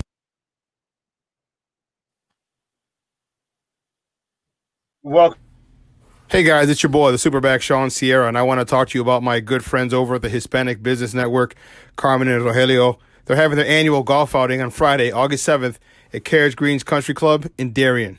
The proceeds benefit Hispanic Business Network Scholarship Fund for first-generation college students. Now, you've already been on the course many a time this year, so your clubs are ready to golf for a good cause. And by the look of it, it sounds like you're going to call in sick on Friday, August 7th. So listen, to register your foursome, go to the website, hbn-chicago.com. Or if you'd just like to donate, go to the website, again, hbn-chicago.com, and click on the donate button. Plus, Shawn and Maya will be broadcasting live from the Carriage Greens Country Club for the event, where we'll have surprise celebrity guests throughout the show. So listen, make plans to attend the Hispanic Business Network annual golf outing on Friday, August 7th at Carriage Greens Country Club in Darien. So to register your foursome or to just donate, go to hbn-chicago.com. Once again, hbn-chicago.com. So don't meet us there, beat us there. And we're back here, Shawn and Maya in the morning on SportsZone Chicago. And I'm sitting with the guys, Quick and Little, from the No Ketchup Podcast, and talking a little NBA action. We got a few more minutes with that, and then we're going to switch gears a little bit. Do you think Chicago would have been able to hold a bubble? You know, they were talking about having a second bubble with the teams who didn't make the playoffs. What was it, 8 teams? Do you think Chicago would have been able to pull that off? The real question is, was anybody showing up? Like, I'm not showing up to the consolation bubble. No shot. No shot. Probably, yeah. I think there's enough hotels, there's enough places, there's enough courts and gyms and all that for you to host it in Chicago. Definitely, you got to have it in a place that has the infrastructure. And Chicago's a tourism city, so yeah, absolutely. I mean, it is the best city in the world, so I mean, it definitely has the infrastructure. I was just gonna say Chicago can do anything. With the Tillos on deck and the catering situation, you know what I'm saying? Chicago can do anything. It's a wrap. Yeah. But yeah, I'm gonna tell you this: I wouldn't have watched a single tick of it. So I don't care if the Bulls are playing. I don't care who is playing. And if I'm a player, like Nick said, can you imagine blowing out your knee or doing something, blowing out a shoulder and playing in the for nothing, no reason league or whatever you would call it? Yeah, there'd be no reason to do that. No, unless there was some money at the end of it that really made a difference. And again, like, he got a lot of dudes like Zach LaVine makes $20 million a year. How much would you have to pay him for him to go there? Yeah, risk getting hurt. You know, risk. If you got guys that are on a contract year, forget about it. You got anybody who's in any risk, forget about it. Like, unless you're a young up and comer and you're really trying to, like, you know, stay in the league for another year, there's no reason. Bring the G League dudes over there, throw them in the bubble, make a tournament. But yeah, they could have done it soccer style, and the 3 teams that have the worst record in that, they get kicked out the league. Then people would have been playing. Yeah, real talk. The relegation zone. The Hornets. You guys can't play next year. You get dissolved. Right, you get dissolved. You get dissolved. Somebody gets Devontae Graham. He's an expansion draft. If you finish last, you get moved out to Seattle, and you're now the Supersonics. That's not what real talk. Or that, or you become a G League team. You get to go to the G League. You get a high schooler to come, hot shot prospect. Exactly. Cool. Well, let's switch gears a little bit. Let's talk a little NFL, man. Our Bears, man, oh man. We only got 15 minutes left because otherwise we could probably talk about this for 2 hours. But give me your thoughts on the quarterback situation. There's no training camp. There haven't been OTAs. They've eliminated the preseason games. I'll start with you, Shawn. Who do you think is going to go in that starting quarterback game for week 1? Stop calling it a quarterback situation. Stop it with this. There's no quarterback situation. Nick Foles is the quarterback. Mitchell Trubisky, I don't need to see another snap from Mitchell Trubisky, especially after listen, the Mitchell Trubisky era ended when we gave up some more draft picks and spent some more money to go get another guy. If you're going to do all that, I don't want to see the other guy take another snap. He's had, 3 full seasons? 3 seasons, 2 under Nagy in this, 2 under in the system. Not full 3. He came in, his first start was against Baltimore, I think? After the Mike Glennon experiment. Right, exactly.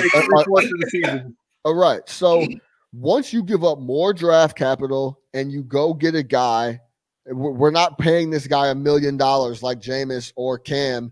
We gave up draft capital for this guy. We're paying him good money. There's no quarterback situation. And on top of all of that, he's a better quarterback than the guy we keep talking about. So there's no quarterback situation for me. Nick Foles is the quarterback. He should start week 1, and the Mitchell Trubisky train is finished with. Over with. Yeah, just go ahead and copy and paste that for me. There is no competition. There is no situation. We've been on this forever. We've been out on Trubisky for quite some time now. Anybody who's still holding out hope, go ahead and listen to Pace's podcast that he gave yesterday or whenever that was. He's talking about Foles like he's going in there as the starter. They got to say it's competition because we already know that Mitch Trubisky's ego and confidence is very fragile. He likes to have the TVs turned off or whatever else is going on with him. I don't need to see any more. Nick Foles is a professional quarterback. I understand Nick Foles isn't great. He's not a perennial Pro Bowler. He's not a Hall of Fame quarterback. But, man, if you watch Mitch Trubisky in particular last year and you still want to see another year and you still see somewhere that he can improve and some type of light at the end of the tunnel, man, I'm really questioning what you're seeing. I'm sick of overthrown receivers. I'm sick of a guy who cannot throw to his left. I'm sick of a guy who has zero confidence. And if you're in that locker room and they really come at you saying, hey, Trubisky's QB1, you really got to look at Nagy and those boys and be like, what are you guys watching? Like, why would we waste this defense for another year of Mitchell Trubisky to just be garbage? And again, at this point, forget where he was drafted. It's already a wash. It's a lost cause. Move on with Nick Foles. See what you can get. To Shawn's point, you're paying him $20 million a year. You gave up draft capital in a year when, now we're looking at it's a lot more important to have those guys and have those draft picks because UFAs is going to be a lot harder to come by with this whole Corona situation. So if you did all that, you better trot out Nick Foles week 1 and see what happens. I actually, to be honest, cut Mitch Trubisky. I'm good. Give me Foles and who they signed as a backup? Hoyer? No. You can't I don't care who it is. Listen, if you can't cut Trubisky because of the dollar amount, but there's no reason to not keep him on because you're already going to pay him anyway. So you got to keep him on the roster. But he might as well be cut for me. Put him in warm-ups. Here's where, I like Mitchell Trubisky. I don't think he's going to win. I don't think he should be a starting quarterback. I think he could be the starting quarterback. But here's some of the things. First of all, with Nagy, Mitchell has shown some flashes of brilliance. Very few, but some. And if you look at the games that he's done well what happened? Okay, well, granted you're not playing Tampa, but here's the thing: you got him on the move, you got him out of the pocket, you gave him some confidence, stuff that he's confident in, that he's very good at. Okay, on the run, making receivers or making moves without his feet. Okay, it seemed like last year they told him directly or indirectly not to run. Because I think I think you can see a lot of plays last year. He's there. The middle's open. He's waiting. It's like run, just run. It's 3rd and 8, and you have 15 yards ahead of you. But he was still trying to make the pass. A guy who's confident says, "Well, I got the first down. I'll slide and move the chains." So his ego is, or his mentality is what's very weak to me, and that's not strong enough in my thing. I think he's a phenomenal athlete. I think if you did things to put him in situations to be successful, he would be. But Nagy doesn't, and I think and I like Mitch. I just don't think his problem just started because he was drafted number 2 and it had nothing to do with him. Okay, it should have been Deshaun Watson from Jump Street. Okay, but that's neither here nor there. I think if you gave Mitch an opportunity to with a run game, which you didn't do last year, moving him on the pocket, making him a dual threat, it would help him. I don't think he's going to be a Pro Bowler. I don't even know how he made the Pro Bowl that year, but whatever. I don't think he's a Pro Bowl player. I think he's a mediocre quarterback at best. And to get that best out of him, you need to do things around him to put him in a position to be successful. Now with Foles, Foles is a guy that I think will take this job. I think you have to start Mitch out there just to show your fans that and show that you haven't given up on him. But I think the leash on him is going to be very short. I think Mitch has an advantage because he's been practicing with most of the receivers who are going to be on the team. Sean, what does Mitch have to do for you to be like, all right, I don't want to see this guy anymore? Any more? Let his contract run out. So you want to trot him back out there next year? You think that he should be the week 1 starter to show to who? Because I agree. I disagree with everything you said outside of the Matt Nagy stuff. Yeah. No, I don't think he should. I think he will. I don't think he should. I think he will. Okay. I think Nick Foles should get the job. I like Nick Foles, but there's certain things that Mitch can do that Nick Foles can't athletically, but that doesn't make you a good quarterback. I think, and they're just going to put him out, basically show him out there, have him screw up, have him maybe give just 2 or 3 interception game, yank him, and then go with the next guy. Matt Nagy, when you get offensive coordinators who believe in their system, they're psychos. Okay, they are psychos. You look at him, you look at Andy Reid, you look at Mike Martz, you look at all these gurus. Because Mitch can't read a defense.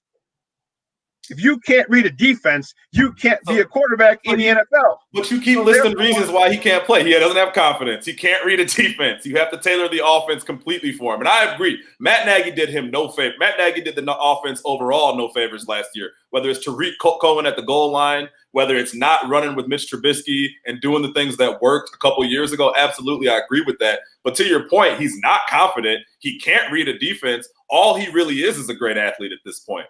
And, I'm not really ready to fuck around with another year of this Bears defense because you're starting to pay people. You had to pay Eddie Jackson. You got to pay these young dudes. You got holes. You got to start filling those. I'm not ready to fuck around another year with this defense to maybe live with the hope of Mitch Trubisky figuring it out and him getting his head straight because that just doesn't happen. If in the first sentence with your starting quarterback athlete comes out of your mouth, you're in dire straits and you're in trouble. Like Russell Wilson is an athlete through and through. No one ever describes him as an athlete. Pat Mahomes is an athlete through and through. These guys are talked about as elite quarterbacks, and Mitchell Trubisky is not that. Listen, the NFL is the top cream of the crop, and it's cutthroat. There's probably 5 quarterbacks, maybe 7, that can win the Super Bowl in the NFL.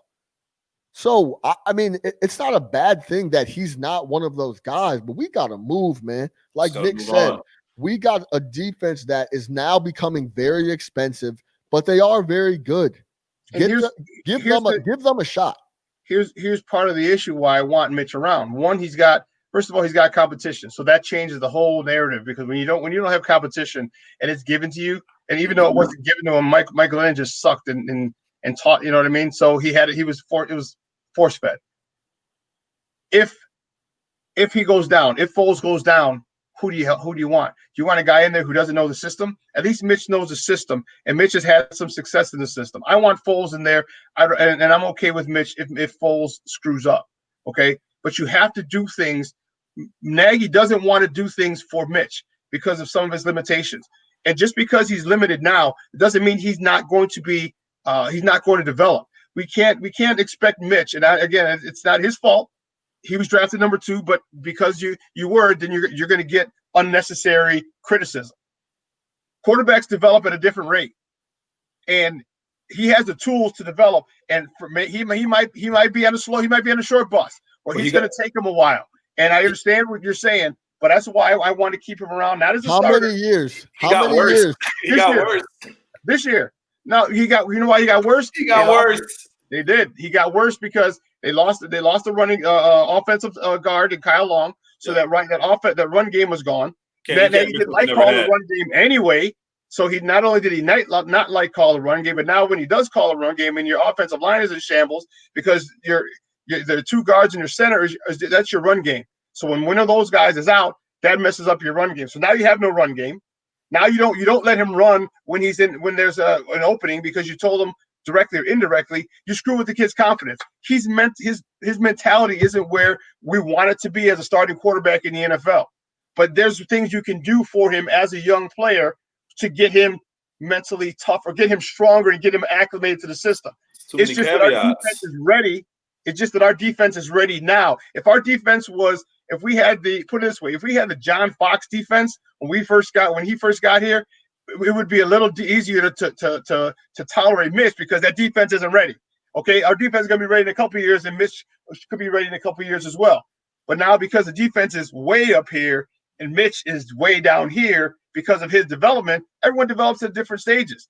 There's a lot of people there are a few players and quarterbacks who haven't developed in year 1 or 2 or 3. And we're just looking at he's banned by the fact that he's drafted in the same class as Mahomes and Watts. Even DeShone Kizer had a better time with the Browns than Mitch did. At least DeShone Kizer could throw interceptions. Mitch isn't even throwing the ball to anybody who's even in position to make a play on it, no matter what team they're on. Like he's just airing out balls 15 yards ahead of anybody who's playing football that day. I don't care if Foles gets hurt. I'm 100% okay never watching Mitchell Trubisky take another step in the National Football League again. I agree. Oh, okay. I'm just wondering. So, who are you saying you're going to put in as a quarterback? Who do you want to go get? Because you just learning a system. There's a lot. When you're running offense, running an offense is different. The season's over at that point. You need. So then you're just going to give up on it. You're going to give up on if you cut Mitch and say if you say, hey, we don't get to see him again, or they let him go, and Foles gets hurt. Cutting Mitch is out. Obviously, we're not going to cut Mitch, and Nick is disgusted with Trubisky. He's obviously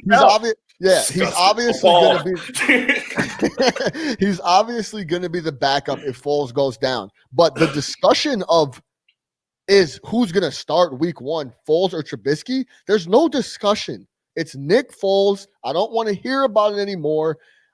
He doesn't know the system. I don't care. He'll learn it. He'll get going. And I'll say this. Matt Nagy does not rock with Mitchell Trubisky. He doesn't believe in him. You could tell by how he interacts with him, how he calls games, everything about it. Matt Nagy was stuck with Trubisky because of Ryan Pace. And that's the only reason that he's out there running around. Now that Nagy has a different option, I can guarantee you he's going to run Nick Foles out there. Nick Foles will be playing quarterback, and he should be. I think he should be as well. Whether or not, he is opening day, I don't know. I think they want to just show everybody, hey, Mitch is, we gave him one last shot and cut him. I wouldn't be, because they asked the question, how many games before Mitch is pulled? And I said, 1. I said 1. I said, if you're going to pull him after 1 game, then don't even run him out there. I'm sick of burning up games with people that aren't the future, that we're not going to play. Mike Glennon never should have took a snap for the Bears either. It should have been Trubisky from the start. Let's see if this guy can play. I'm tired of burning up quarters and half of seasons because I don't even know why, to be honest. If you're going to run out Trubisky for 1 game and he has 1 bad game and you're going to pull him, don't run him out there in the first place. Interesting. I got you. Do you know what I mean? No, I want Nick Foles to start. But there's a lot of evidence that points to Mitch starting because of the learning new terminology, and more importantly, getting the chemistry with these receivers. He just recently got to Chicago. I want to say this past week he just got to Chicago. And so when you and I know timing is everything. So when you don't have any timing, any chemistry, Mitch has been working out with Anthony. Good thing Mitch doesn't have any either. Yeah. Good for Nick Foles that Mitch doesn't have any either. No timing, no chemistry, no connection. They just know them. They work together. Yeah, facts. That's correct. And I'll give you this little visual. The way Nick Foles worked with Alshon Jeffrey in Philly, that's how he's going to work with Marcus Robinson here. So Allen Robinson, my fault. Yeah, that's what we need. We need that connection. Shout out Marcus Robinson though. Yeah, Marcus Robinson, 1,000-yard receiver for the Bears. Number 88, free A-Rob, by the way, man. If Mitch Trubisky's the day one starter, free A-Rob. Hey guys, listen, it was great having you guys. I appreciate it. Hey, let everyone know where they can find your podcast and everything online. Yeah, at No Ketchup Shy on Instagram, Twitter. Man, we're on Apple Podcasts, Spotify, Stitcher, Google Podcasts. Everywhere you listen to your podcast, we're right next to the Chicago SportsZone, man. You can find us, both of us. We're all over there. Guys, I want to say thanks to my guests. I want to say thanks to Joseph Phillips for calling in, for Kenneth Davis, especially, and my guys here, Quick and Little, guys from the No Ketchup Podcast. Thanks for calling in. Also want to thank my social media guy, Clarence Council. He's a social media posting freak, and I love it. All the articles you see on our web on our app, most of them are put up by Clarence. I'll throw one every 2 weeks in there. I want to thank our producers, Ivan Vargas, my Puerto Rican Swiss Army knife himself, our butt guy, the guy who uses the broadcast using this tool, stands for butts. We call him our Kramer, our ass man, Elliot Baez, for handling the behind the scenes thing. We appreciate it. And again, thanks for rocking with us. And guys, we'll see you on Monday. Same bad time, same bad channel, 9 a.m. to noon Central Standard Time. So for my lovely co-host in absentia, Maya Kai, I'm your boy, and for my guys Quick and Little from No Ketchup Podcast, I'm your boy, the Superback Shawn Sierra. I got 2 words for you before I see you on Monday. We out.